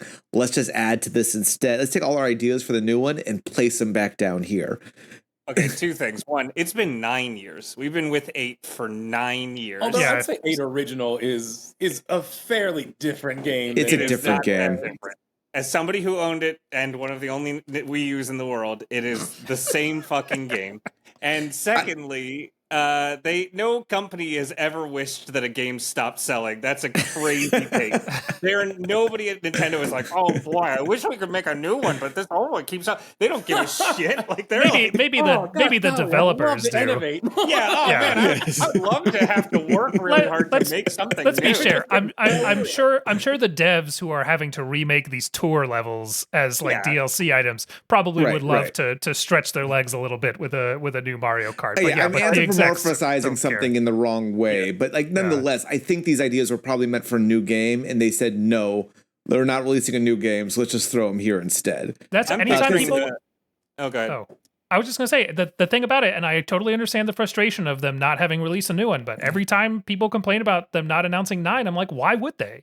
It keeps selling. Like, what, you're gonna kneecap the sales of your own game so that you can put a new one out on the same It's also console? Like, it doesn't make still sense. Fun. It's still fun to come back to. Like, I don't know. That doesn't mean I don't want. Yeah, it doesn't mean I don't want a new one. It's just like there's no reason to have that expectation until a new console comes out. Well, yeah, I was gonna say there's no reason to make a new one until a new console comes out because they've never did more than one for a console before. Why would they start now? Because this was a half step. But it's the half step that's the best selling game. It's a half. Like, it's a half step because no one bought the fucking Wii U. 9 million people. Yeah, almost. It was almost a 1-to-1 attach rate, which is probably why they were like, we got to try this again on a system that's actually selling. Which again, it's like a 1-to-2 attach rate now. Yeah, honestly, seriously. They've re-released so many Wii U games for the Switch because no one gave a fuck about the Wii U. So in order to get people to buy these great games, they are all like this Tropical Freeze. Like there's all great games. It's why they released it because the world should have been able to play it. They just didn't because no one cared. Tropical Freeze was, I think, one of the best Donkey Kong games of all time. I still haven't gotten around to it. It's good. Borrow my Wii U again, Michael. Even Returns, Donkey Kong Country Returns. The first one was fantastic. That was for I think it was for the Switch, not for the GameCube, right? Or was it for Wii? It was for Wii. I didn't like it as much as DK's Jungle Beat was for GameCube. Yes, I mean that will be its own episode talking about great game. Talking about automatic 10s. Talking about games you can't emulate. No, you can. I figured it out. I got it working. Weird to play. It is weird to play though. We're going off track here. Any, I guess, extra thoughts we haven't shared yet on Mario Kart 8 and Mario Kart 8 Deluxe? I mean, I will say, I guess it's more a spiel for maybe the end, like when we rate it. But like, I think about Petro's like idea of like what you want, like within like a series in terms of like what you consider like the best game. Like as somebody that's deeply engaged with all the Mario Kart games and like gets a certain amount of enjoyment out of like playing like a lot of them for being like very different things. Like I do feel like I'm trying to think of a good like another franchise where it's like everybody agrees that like one is the absolute best, but that doesn't necessarily make it your favorite. Like Bond movies, like everyone's across the board, you know, Goldfinger, you know, best one that there is, right? Like top of the charts for like what it is that they do. Wouldn't disagree, but like it's not the one that I revisit the most, right? You know, because of it. And I think like when you talk about what you want, could I say it's the most technically proficient game? Like, yes, sure, especially with the DLC that they keep putting on. Like, does it now have like the most options? Yes, you know, even if you don't like the customization aspect of it, is it providing like it's doing a whole lot? Yeah, sure. Like, and it's definitely the most game that like any Mario Kart game is. There's been a lot of reports of like why Oscar movies are the way they are is because usually they're not everybody's first favorite, but they're almost everybody's second and third favorite. And because of that ranked choice voting, basically it gets itself to the number one spot. Whereas a film that more people maybe would put as number one doesn't, because it's a little more niche, and therefore the range of those votes are wider and bring it back down. Right. And I think there's an element to that here as well, based on kind of what you're saying, Louis. Right. I mean, yeah, kind of even to take the bit about like how like the customized pieces sort of homogenizes the game. Like I do think like Mario Kart 8 feels a bit homogenized, like as a total gaming experience. Like, yeah, sure, right. If you do take all the best parts of all the other ones, it is, yeah, I think sort of like basely, yeah, the best one that's out there. But like that isn't necessarily the most compelling gameplay experience, I would say, for me personally. Yeah. No, I completely agree. And I think if they put Double Dash as like an emulated thing on the Switch, I'd be playing Double Dash a bunch more than I play Mario Kart 8. But all that said, there isn't an aspect of Mario Kart 8 that I can say a bad thing about. I like the verses in Mario Kart 8. I like the controls. I like what they do with the tracks, the online playability. All of it, I think is good. It's all well Yeah. done. Like there's not a part of it that is bad, and I do want to say that. Right. That's the I thing will with- say, I think the addition of 4-player Grand Prix is a great Yeah, feature to that. Something that definitely doesn't get, because it's a more chaotic racing, and Oh, so we didn't adds really more to focus it. on it, but the one part of Vanilla 8 that was kind of horseshit was battle mode, and they fixed that in Deluxe. Like, Yeah. I'm sorry, the battle mode in Vanilla 8 was bad. Yes. It was clear that they like didn't have time and were just like balloons on a track, and there's only a few of them. Oh yeah, no, I did not like. Yeah, so But like I don't it's- really like the battle mode in this one that much either. I don't I like do. half the modes. I Shine Thief's a blast. I think Bob on Blast and Coin Runners are all fun as hell. I think Renegade Roundup's bullshit. I think they're all okay. Like I like Renegade Roundup as much as I like Shine Thief. I would have loved a just classic. You get 3 balloons, you turn it. Like I would love it if they ever brought back just N64 battle mode. You turn into a Bob-omb. You have a limited number of lives. You can't get them back. You can't steal them from anybody else. There are no fucking participation trophies. Yeah, I do miss elimination style battle mode. Right. The idea of like once you're out, and you're down, and it becomes, because then that stress of being the last 2 people, like I think that has a stronger feel to it. I get that sucks to me to be out of the game, but like that has a stronger feel to the it. bomb cart gives you 1 revenge kill, but then you're fully out once you do it. Yeah. I also I wish I like the modes that they offer in this one a lot. I wish they would have done specific because I think Renegade Roundup could be a lot of fun if you were playing a course that was specifically Made for designed for it, Renegade right? Roundup. Or I mean, Shine Thief, right, is a lot of chaotic fun, but I think about were they designing tracks with just playing that mode in mind that you could also then do a lot more that would be. I hate to keep bringing it up, but that was the multiplayer in Diddy Kong Racing. Was each multiplayer mode had a specific track dedicated to it. So the different things you did. Those were kind of like dropping eggs off and those were kind of bullshit. I'm not saying it was a perfect. I'm not saying it was a perfect execution of that idea, but it did have that idea, and I think that it's like no one really played. No, it's like no one really played racing in Mario Kart 64. I don't think anyone really played battle mode in Diddy Battle Kong mode Racing. was definitely the weak link, and my brother and I used to just drive to a certain point in the first track where there were missiles spawning regularly and just fight each other on that, even though it never really ended. To go on another Donkey Kong related tangent, but between that and DK64, the multiplayer modes in those were not what anybody was touching. Oh, was that the first person shooter? Yeah, it was Peanut Gun. Yeah, it was Doom. Coconut guns.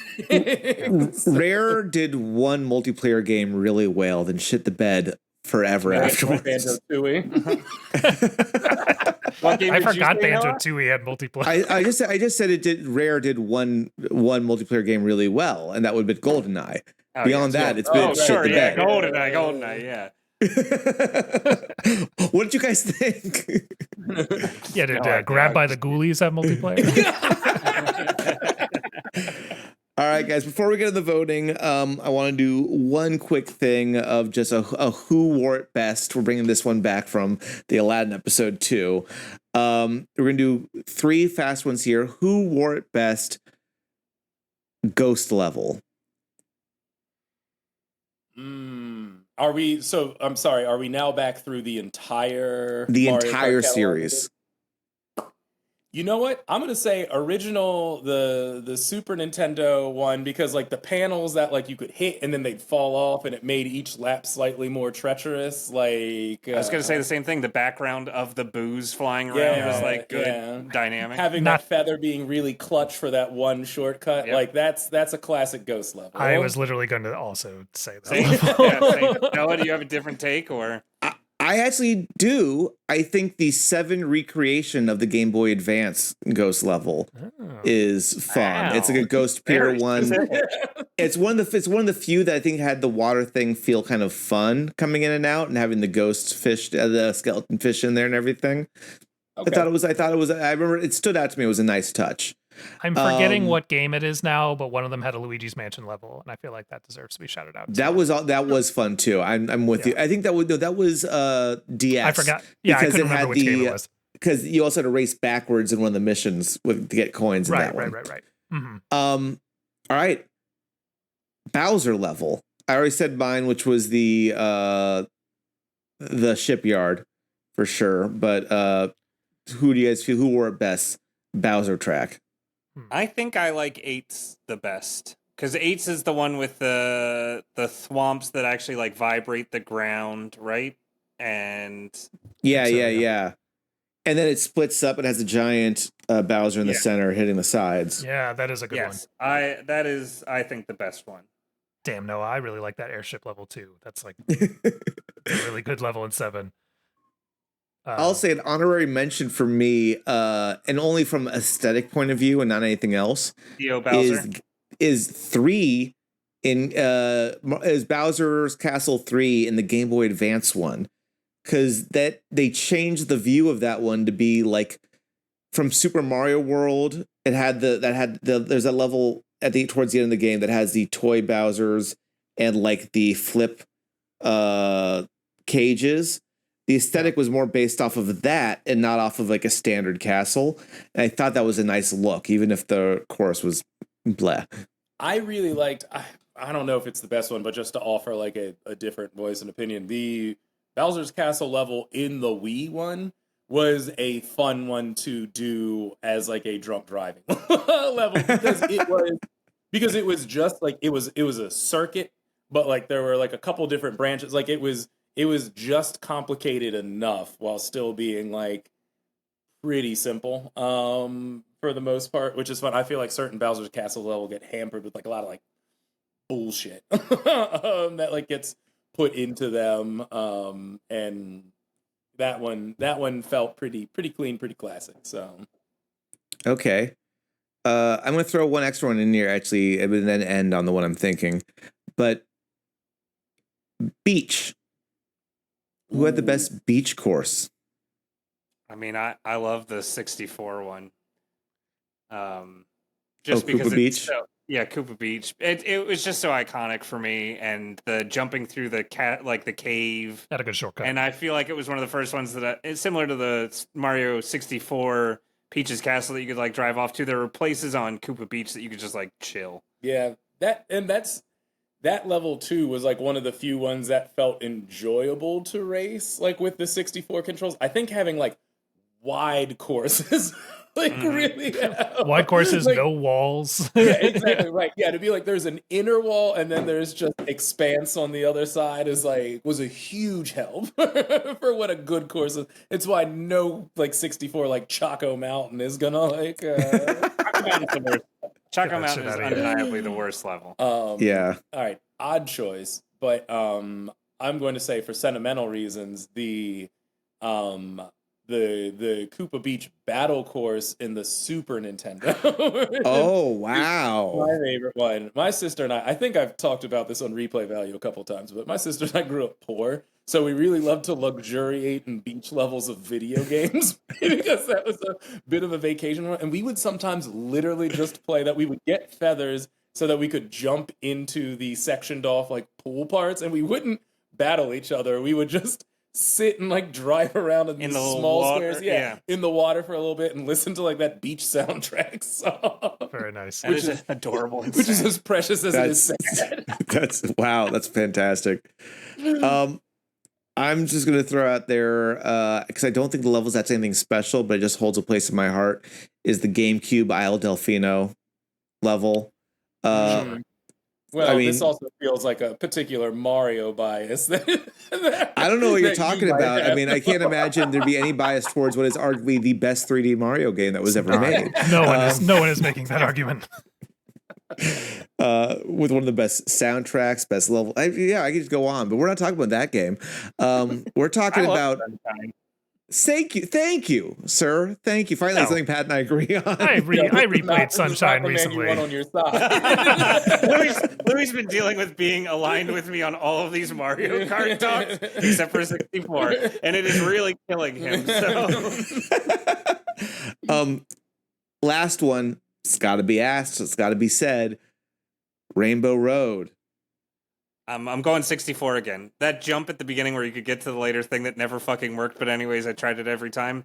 That was groundbreaking for me. I'd argue 64 is the worst one. It's got walls and it's too fucking long. I think still loved it. I think the remake in 8 of 64 is really good. Can you jump? Can you do the jump? I don't know. I don't think you can. But I haven't tried Well, it. yeah, that remake has helped because there's a lot more boost. Right. And I think it just begins to and ends. I don't think it you have to do it more than once, Yeah, right? it's just like, I think it's a continuous track on that Boo. one. I already said my favorite, which is 7. I really like the Rainbow Road in 7. I like that you go That's onto like the rings of Saturn and like the moon and like shit like that. I was gonna say I think 7's my favorite too on that one. I think there's 7's a really it's fun the most one. dynamic. Though I do think the one made for 8 is also a lot of fun.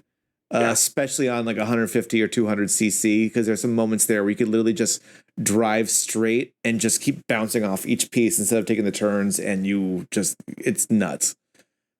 Yeah, I'll say 8 is my favorite. I don't care for Rainbow Road courses in general. Like I don't think that they're designed to be fun in a lot of ways, but like I think the one that they do in 8 like is actually like a course that's not meant to be like, oh, it's like I feel like so many of them it's its length that so then it's like anything can happen and like you can do a lot of offense and whatnot. I feel like the one in 8 does a good job of being like a compelling course to drive and work through. Yeah, and that's maybe the most fun I have while playing a Rainbow Road course. So. Fair enough. All right, guys. Let's head in to the main event. It is time to rate these games. If it's your first time listening and first time watching, you really should pay attention to the episode before this one where we actually kick off the Mario Kart stuff. But basically what we're going to go ahead and do is take turns with each of these games. You're going to give the game a number between 0 and 10. A number that we could only give once in perpetuity, meaning any number we have given a game before this, we cannot use again. So when Pat gave Double Dash a 2, he can no longer give that 2 to any future games or any previous games here. That 2 has been wiped clean, never to be used again. He must have given it a 2 because I can't imagine why he would give it, say, a perfect 10, but that's besides the point. We know exactly why I did that, and I stand by it. So with that said, we're going to go in order, starting with Mario Kart DS. And Louis, let's start with you. All right. I mean, like I said, I liked a lot of what Mario Kart DS did, and I think it gets a bit of a higher score by being like the one that got away in terms of them like not considering some of the stuff, particularly like the missions part of it further. So I'm going to be a bit kinder to it than I will be to its 3DS counterpart. I'm gonna give it a 6.639. 6.639. I'm just double checking your scores here. That looks good. All right. Worried I used that one before. If you told me that was my duck hunt score, I was just gonna walk away and never go back up on this podcast again. Patrick, how about you? Mario Kart DS. I looking at where Mario Kart 64 is. I'm gonna put it a little under that, but above Crazy Taxi, which is a really thin line to walk. So I'm gonna give it a 5.955. 5.955. Yeah, you look good. All right. Why you want to elaborate a little more? I think Just in comparison to those other two games. For the same reasons as what Louis just said, like it is the one that like I would have liked to have seen missions worked on more. I didn't realize how cool boss fights sound, but I also didn't get to interact with it. But it didn't stand out to me, and I truly like I have very fond memories of Mario Kart 64. I don't think it's better than that. Great. Tro, How about you? I liked this one. I was kind of surprised going back to it, how much I enjoyed playing it. I'm going to give it a 7.87. Oh, That's mostly because 7.87. I knew other people were going to bring the overall score down a little bit, so I know it's not at risk to like I was gonna surpass, say, so say, you Final think that Fantasy it's- VI or You Chrono think Trigger. it's better than Final Fantasy? According to the numbers, you think it's better than Final Fantasy VI. I want to be very clear about I that. want you to know that I did consider the numbers when I put my number down. Right. All right. In All this right, in that's this what I'm going podcast, where your individual rankings matter the most, Tro, you're putting this above. Best game of all time has taught me to embrace the darkness. And just, I'm so glad that I helped with that. I remember after You've certainly Mario Kart escorted that into DS, the. yes. I was like, "Hey, Castlevania Symphony of the Night," and he said, "What's that?"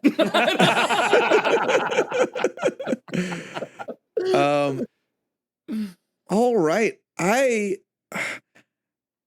I'm struggling this one in such a way, and you know what? I didn't think this would be it, but here we are. I'm gonna give it my straight 5. Okay. We did call it the median of Mario Karts, so that's fitting. Truly, it's just like I know I enjoyed playing it. It was my goal as far as to get B-roll to play every level in every game. And I did that here. And I still feel like I have no real opinion.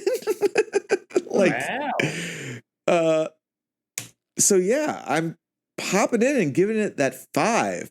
All right. Just straight through, which feels weird to just kind of put that out there. I feel a lot more vulnerable now. So let me add that vulnerability onto somebody else. Patrick, tell me what you think about Mario Kart Wii. It was an excellent party game, and I do lean towards like fun multiplayers. Like I really, that is a place in my heart that is like soft for games. I'm gonna give it a 7.334. 7.3 for you. Okay. Yes. Almost as good as Duck Hunt. Jesus Christ. Listen, Duck Hunt fell so far. Duck Hunt is 26. It is a 4.96 on this thing. I no longer can remember what I gave it individually, but I am sticking by. I'm looking at the list as is, and I'm putting my numbers in based on the list as is. You do what feels right, Patrick. It hasn't steered you wrong yet. Thank you. All right. I'm gonna give it mine. I'm gonna counteract this one. It's tough because you know what I didn't talk about this, but I'm docking it for this one thing that really drove me nuts. I hated that 50cc was karts only, 100cc was bikes only, and 150 was both. Because I don't like playing bikes, but I also don't like only playing 50cc. I felt for a party game, this was that aspect was oddly limiting and made my experience with it. Because I didn't want to, again, trying to play through all the courses, didn't want to just try to play a hard mode through 150cc. It's like I felt forced in the ways that weren't fun for me. And yeah, I think this is the one that like I just kind of in my revisit didn't really care for that much. I can't give it too low when I'm looking at the overall rankings, but I don't feel too bad in giving it. Oh, I can't give it that because I gave something. I gave fucking Aladdin that. I'm gonna give it a 4.3. Okay. Okay. That's where I stand with that. Louis, how do you feel about Mario Kart Wii? I mean, I'm with Patrick. That's what your T-shirt says. Yeah, my anti-Hillary shirt. No. And that, like, I will also probably more highly rate a party game. I'm not going to rate it as high, but no, you can actually please scroll down further on this list. I will say that, all right, let's see. Where did Super Circuit fall? Super Circuit fell low. I liked it more than Super Circuit, but I'm not going to say as a party game, I think the Wii one is better than regular Super Mario Kart. Or would I? You know what? Would You're you? going to be ranked right by Hyperstone Heist if you put it between those Actually, two. you know what? I take it back. I had sentimental reason and historical reasons for saying Super Mario Kart is better, but I would argue perhaps that like the wonky like motion controls are perhaps like an even more throwback idea of like shitty controls for like a fun game. So I'm fine with ripping it a little bit higher. I'll say that it's almost as good as the arcade Crazy Taxi. Oh, But okay. not for another game with erratic steering. So I'll give it a 6.092. 092. Now that we're doing these Well, weird ones, we Yeah, we well, are gonna, actually, Louis. No, you didn't. Okay. Yeah. Oh, is that what I Tro. gave Daydream and Davy? Oh God. give that a Well, you 9.9. didn't rate Daydream Davy that low. No, you burned your 10 on that. I didn't like Mario Kart Wii that much. I'm glad you brought up the thing with the motorcycles and 100cc because when I'm playing through a Grand Prix that I don't remember super well, I always go with 100 because it's faster than 50, but not so fast that I need to feel like I need to be familiar with the course to play it. And I couldn't do that. And the motorcycles are not fun. It feels like during playtesting, no one picked the motorcycles and they were like, well, damn it, they're new to this game. We got to force people to engage with it. So they did that weird like divvying up of the cups. So I didn't like that. I'm going to give this a 5.7. 5.7. Only a little bit better than Teenage Mutant Ninja Turtles Hyperstone Heist. Correct. You're in the clear on that. All right, great, guys. Let's pop in with Mario Kart 7. Tro, we haven't started with you yet. All right. I mean, there's not much to say about this outside of it's got some good courses, but it ultimately feels kind of vestigial. It's too good to really give too low a score to because of that, but I'm going to say 7.12 is my number for Mario Kart 7. Okay. That's a good fucking score, buddy. Yeah. Well, Patrick, you're probably going to destroy it in some awful I felt way. like people were going to undercut it based on our discussion, so I wanted to give it a you're little not bit of a wrong. boost. All right. It's got a couple of my favorite Mario Kart tracks on it, so I can't rate it too low. Same. I'll say. Patrick, how about you? I enjoyed it less than I enjoyed Duck Hunt, so I'm going to give There's a lot it of games. a 4.955. 4.955. A Wow. little bit better than the original Sonic. Slightly better than what you gave God of War. A 4.2069, if I remember correctly. All right. I'll put myself next here. I'm more aligned with you. I think I did still really had fun with this one. I'm giving it a 7.539. Louis. I mean, from where the numbers are already standing. And Pat, I don't need your judgment. I can see your face. Don't give me that look. It's a high score. I, again, with time, was wholly unimpressed with that game, which means it's still better than Mario Kart 64. So I'm going to give it a 5.9907. 07. You know, this is working well for you now, but it's going to be a nightmare for me to double check these numbers down the line in future episodes. Fantastic. All right. Mario Kart 8 and Mario Kart 8 Deluxe. If you remember how we did Crazy Taxi, it's going to be the same thing. I'm going to have you rate the one you're more familiar with, and then based on the pieces of information of how the other game was, can kind of choose what that second score is. For me, Mario Kart 8 Deluxe, I really like it.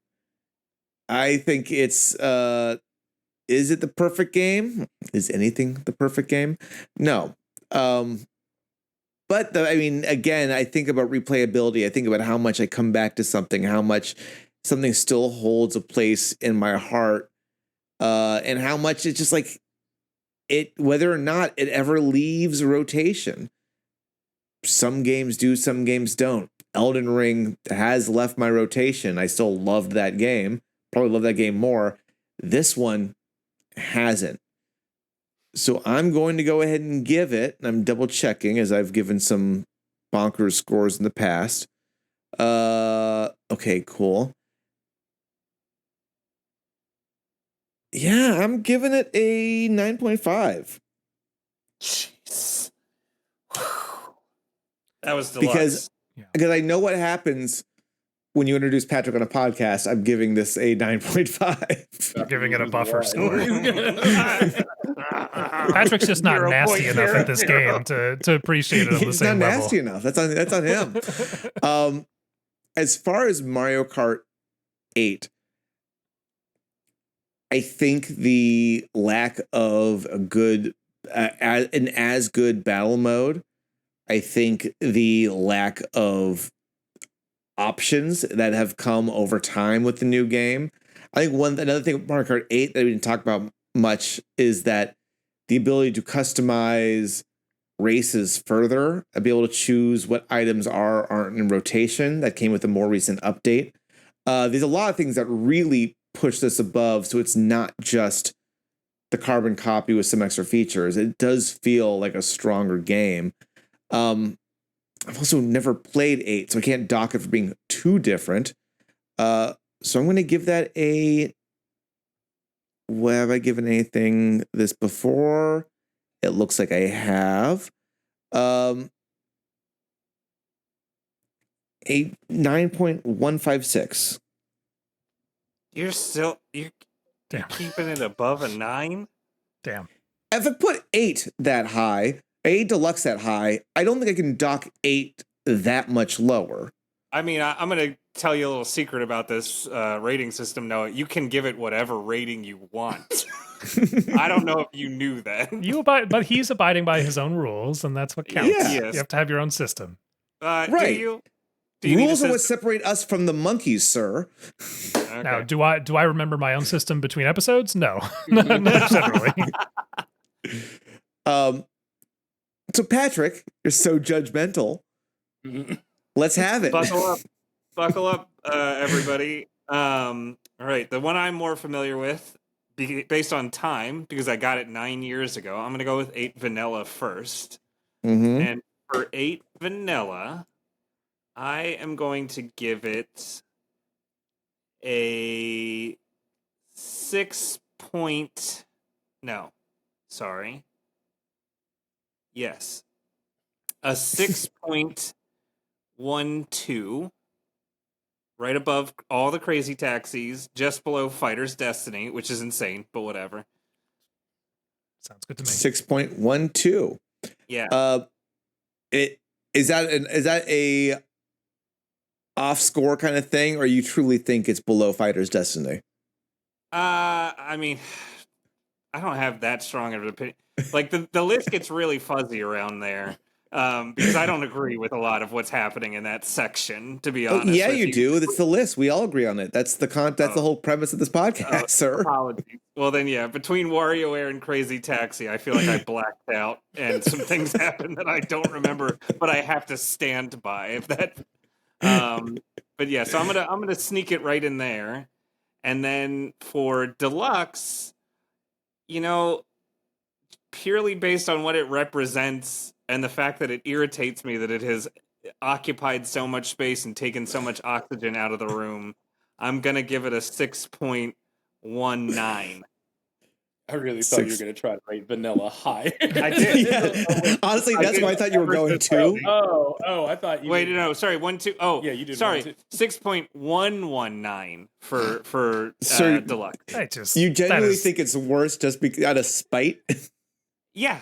Look, this is the guy that gave God of War a 4 because of QuickTime events. I'm not above this. It's the guy who gave God of War a 4 because you gave it a 4.2 because you already used your 6.9. Yeah, that was your reason. No, I did a 4.2069. Oh, I stand by it. It's the real number. You did a 4.2069 instead of a 6.9420 because I told you can't end a decimal on a zero, just be 0.4642. Well, no, and the more I thought about it, the more I realized QuickTime events pissed me off. So that we're great. The more I thought about it in like the span of 2 seconds. Yeah, I'm a quick thinker. That's why I hate QuickTime events. All right. I'm not having this conversation. Tro, where are you at? I'm gonna say for vanilla Mario Kart 8, it's a more polished version of 7, but it has no reason to exist anymore because of Deluxe. I'm gonna give it a 7.42, which I don't think 0.42. All right. And Deluxe? Deluxe, I mean, look, I feel like we nitpicked it a lot during the discussion, but it's like it's the Smash Ultimate of Mario Karts. It's so polished. It's got so much stuff in it. It's undeniable, even if maybe its continued sales numbers are frustrating when you want to see them actually make a new Mario Kart. I'm going to say 8.32 is my score. 8.32. It's funny that you keep going back to Smash Ultimate, though, because I think Smash Ultimate similarly does the annoying homogenization thing where like all the Super Smash moves are all the same fucking thing, and that sucks. It has some similar problems, which is why I think some people still like Melee better. I think it's a very similar conversation between that and Double Dash, for sure. Though I will say the characters in Smash are different enough. Not the actual color swaps or could play, or the 50 million Fire Emblem characters. But yeah, you could certainly play without Smash moves if you wanted to. Oh yeah, no, I mean I almost wish they had just taken them out if they were going to make them all the same thing. Yeah, that makes sense. Louis, Mario Kart 8. Okay, let's see. Mario Kart 8. So sorry. What did Patrick give Mario Kart 8 Vanilla? I snuck them both in here. A 6.12. Okay. Vanilla. Out of a certain level of solidarity where I do understand where Patrick comes from with these things, I would like to. You guys can no longer do podcasts together anymore. I think this is what's happening. It's building to a thing. I would also like to give Mario Kart Vanilla a 6.12. Okay. Also, though, part of the stylization for these chaotic rankings is because I'm going to give Mario Kart 8 a flat number. Something what?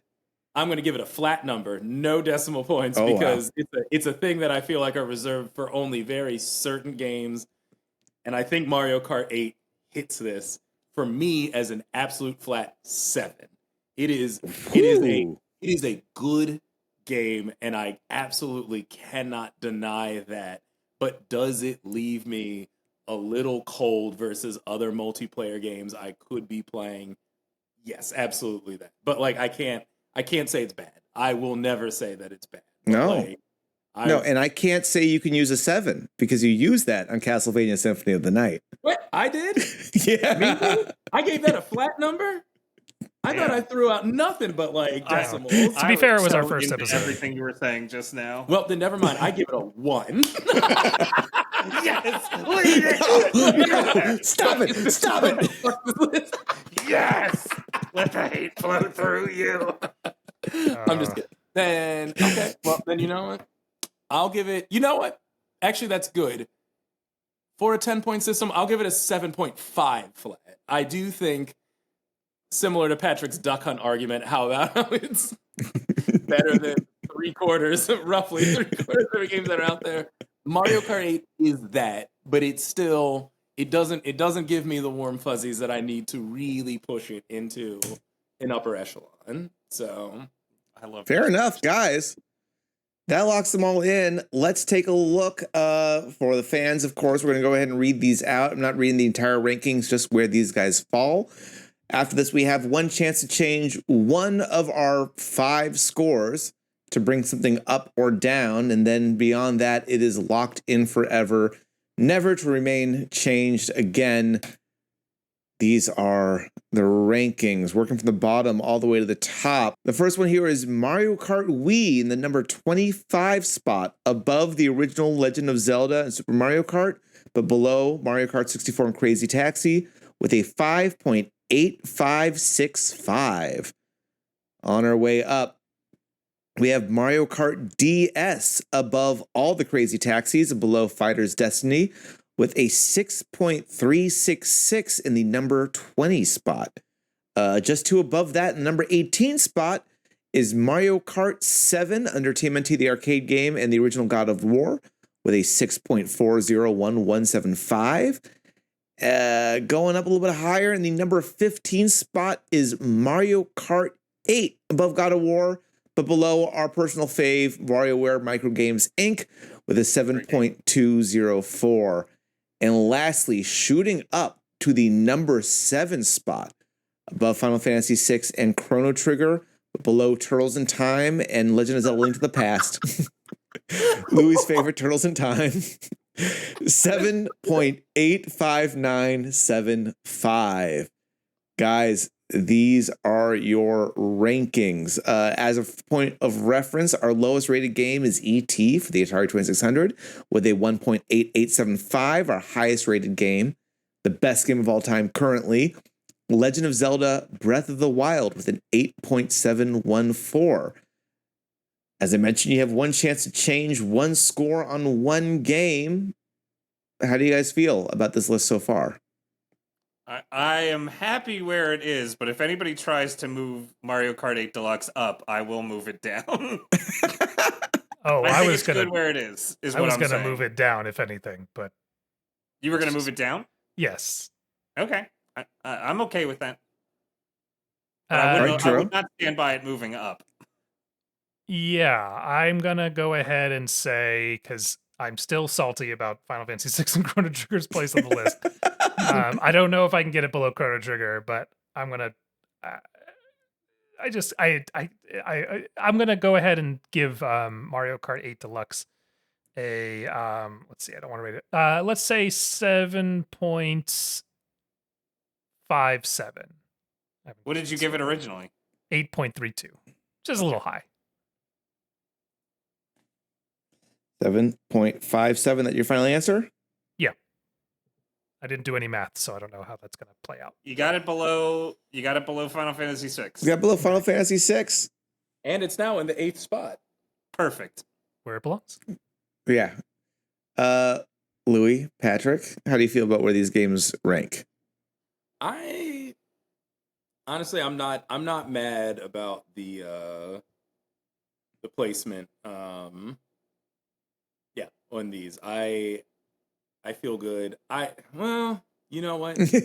I think the non-kinky Mario Kart 8 should like maybe move down the list a little bit. Like I don't think it's necessary, but there is a big gulf between that and God of War, probably because somebody gave it a 4. Yeah, I don't know if you're gonna get it below that. Yeah, right. I'll be honest. Like, I think from my perspective, I don't think Mario Kart 8 is worse than God of War. Like, I think God of War hasn't aged as well. Yeah, and I guess you could argue that God of War is also kind of irrelevant in the face of its sequels in terms of if you want to revisit that type of game. Yeah. Okay. All right. Yeah. I guess. Well, yes like and no. If you're playing through the original, I think it's because of the story. I think it's worth playing the first one before playing 2 and 3. I don't think it's worth playing the original series over the new iteration. I think they're different enough gameplay. Well, anyway, that's not what we're talking about right now. Sorry. Yeah, I was gonna say we could get into a whole other discussion, but there is kind of something interesting to the idea of like Mario Kart 8. Does it even need to be evaluated on its own merits with like Deluxe available like as a thing? Like, should we all be rating it a 1 because there is just a better version of that game out there, like wearing its same name? I'm not here to say. I'll keep everything where it is. It's fine. Okay. Would you move Breath of the Wild down on an episode where we do Tears of the Kingdom? Would you drop Breath of the Wild to a 1? I would in a heartbeat. I don't think with the knowledge now that this, because I think like, all right, if you consider that there's only ever one first-person shooter before, then like sure, that game could get like a wild score because it was the only first-person shooter that was out there. You start to make other ones though, you have to reevaluate the thing that's happening, right? And in a more specific standpoint, if you're like, there's only one Legend of Zelda Breath of the Wild, and this game's pretty incredible, now that's not true. Yeah. There is another Legend of Zelda Breath of the Wild, and it's a better version of that game. So, like, you can't take it on the merits of being unique anymore. You have to take it in, like, in the context of a larger game discussion that I think now lowers its impressiveness. Yep. But that's discussion for another day. Yeah. Same thing as Birth of a Nation being one of the best films of all time when it came out. You can no longer say that. But just isolate that one audio clip of Patrick until he gets to best films of all time, and then just leave it. Can you just splice him saying that in his justification for giving Duck Hunt a second? Same as Birth of a Nation, Duck Hunt, perfect game. Done deal. God. You heard it first. Duck Hunt is the birth of a nation of video games. All right. Well, I'm going to end this podcast before Patrick takes us all down with him. Wait, can we talk about what we think is going to be a 9? Like, real quick? Because they just released a thing saying that they think 9 is going to have something unique and different. Oh. I'm saying adventure Did they? mode. I'm You're saying adventure, an adventure mode? like a Diddy Kong Racing S adventure mode. That's my like pie in the sky wish for Mario Kart 9. Okay, my pitch is that it's going to have a pit crew of Mario characters that you select that give you different bonuses for your race. Oh, that's a neat idea. I like that. I think they're going to do a Sackboy Racing / Mod Nation Racers approach and allow you to make your own tracks.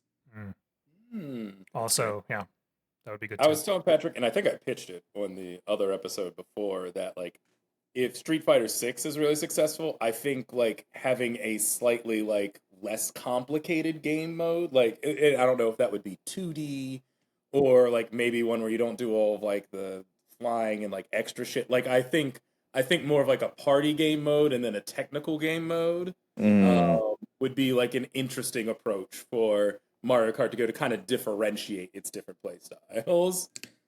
I would also love to see a Tony Hawk's Underground style thing where you can just get out the cart and move around and climb stuff. I also, actually, you know, in this episode, and I forgot to say it earlier, when you talked about 8 being like the Smash Brothers of Mario Kart, I would love them to start taking tracks from other, like give me like a Cruisin' USA track that they just made like into I mean 8 had F-Zero tracks already, so that's not that far off. So give me other racing franchises that you just sort of like Mario Kartatize. That'd be great. Like that'd be fun. Daytona. All right, guys. On that, we're going to read these final rankings for all the Mario Kart games. We've done these 2 series from bottom to top. Not the rankings, just where they fall out of 38. We have Mario Kart Super Circuit at number 29. We have Super Mario Kart at number 27. We have Mario Kart Wii at number 25. Mario Kart 64 at number 23. Mario Kart DS at number 20. Mario Kart 7 at number 18. Mario Kart 8 at number 15. And shooting way the fuck up there is Mario Kart 8 Deluxe in the number 8 spot. How dare I forget? Yes. As they go up higher, somehow Mario Kart Double Dash in the number 4 spot. Officially, I missed that. I couldn't have ranked it higher. I had no choice. Mario Kart Double Dash is now officially the best Mario Kart game of all time, which is nothing when you look at The Legend of Zelda Breath of the Wild still and the number 1 spot as the best game of all time. But whether it can hold on to that challenge or whether it can hold on to that title is a question for another time. In the meantime, guys, where can people find you? Oh, you can find me on Blue Sky now at PBCM. You got a Blue Sky. I did. Nice. I did get Blue Sky, and I locked in my initials, PBCM. That's it. So yeah. And Great. Instagram, Patrick BC Malloy, blah blah blah. Louis? You can find me on Instagram or I guess also Threads now at Naked Pictures of Louis Thomas. Although with the addition of Threads, I really need a name that encompasses both mediums. Naked pictures and thoughts of Louis Thomas. There we go. There you go. That's good. Naked thoughts. THOTS or THOUGHTS? Ooh. Actually, you know what? Great point. So if like I have like an OnlyFans as well that I can then make like THOTS. Nice. Like, Right. Naked thoughts of Louis Thomas is all perfect for all three. Yeah, that's a great point. Okay. Well, all right. Well, next episode, stay tuned. There might be some changes, but as of right now, naked pictures of Louis Thomas, LEWIE Thomas, regular style. Y'all know what to do. Hit me up on there. Argue with me about my thoughts. I've got time. I'll argue back. Great. Petra, where can they find you? Right now, I'm still just looking around on Mastodon, Tro_Chelly there, but I don't do much on it. I mean, honestly, Is it lonely in yeah, Mastodon? it's, you know what? It was real Wild West in terms of what was going to pick up the mantle from Twitter. Maybe I'll check out Threads. It's honestly better for my mental health to stay off those types of platforms, so we'll see. All right. And it is better for my mental health that I am on all those platforms. So you can find me, Boss Monster Kaiju, at just about everywhere. Not Blue Sky, but you can on Threads, which I think will, whether like it or not, win this who will replace Twitter war if everyone can stop talking about how everyone on Threads only talks about how everyone's now on Threads and people are leaving Twitter, which isn't a great platform to build something on. So we'll see what happens there. There's no nudity on Threads, though. Threads won't survive. Oh, that's a good point. The internet is for porn. Avenue Q said it best. Right. That is why Threads will not thrive. That's a great There's no point. You know nudity what? on Instagram and Facebook, and they're still doing well. They Well, got too much money to still laughing. You fail. can find me on Twitter at DrunkyLooster because I still use it for holes. So. Get me there while it's still popping. There it is. There it is. Somehow, Double Dash staying at the top, staying as the best Mario Kart game of all time. Not the best game of all time, but the best Mario Kart game of all time, which is still a pretty big distinction. I'll be honest, I don't think I agreed with it at the time. But looking back on it and editing this episode in hindsight, and I think I get it. I think I get it. But I want to hear from you guys. Do you guys agree? What is your best Mario Kart game of all time? Well, your best Mario Kart game is the one on the list. The list decides for us all. But if you but prior to this episode coming out, had one in mind, let us know in the comments below. Let us know through a review, and yeah, I'll read the best one at the end. I used to try to do that, and I didn't get a lot of responses, but let's try again. We got a lot going on here at the Kaiju Lounge. Of course, if you want to support, you want to listen, keep your ears peeled, the best way to do that is to follow us on any of your preferred podcast platforms. Of course, we also release this on YouTube as well. YouTube.com/BossMonsterKaiju. Give us a subscribe there. It's probably the primary platform of the Kaiju Lounge and one of the best ways to be able to support us. I alluded to it last time, and now we got it. We're in it, baby. We have a Discord. That is right. The Kaiju Lounge Discord, a place to come in and talk about all things gaming and nerd culture. Of course, we have a whole section there dedicated to the world's greatest gamer. We have a whole channel for best game of all time. We will be sourcing fan reviews. I got to figure out what the system for doing that is. But once I have it, we will be sourcing those fan reviews and getting into that. And I think that's going to really shake up the list a bit. I'm very excited to see what kind of chaos that also entails and brings in. On that note, subscribe, give us a follow, check us out. I'm trying to release a video every week on the YouTube channel. That's probably the best way to support there, but also give a listen, give a review, give a like, give a support, give a hand to yourself for watching. Thank you so much for listening. You can find me, Boss Monster Kaiju, everywhere but X, where it's Boss Monster Kaiju. Until next time, stay cool, stay hip, stay heavy. The Best Game of All Time is an independent production, hosted, produced, and edited by Noah Waterman. Theme music by Peter Rowland. If you want to learn more, go visit www.thekaijulounge.com.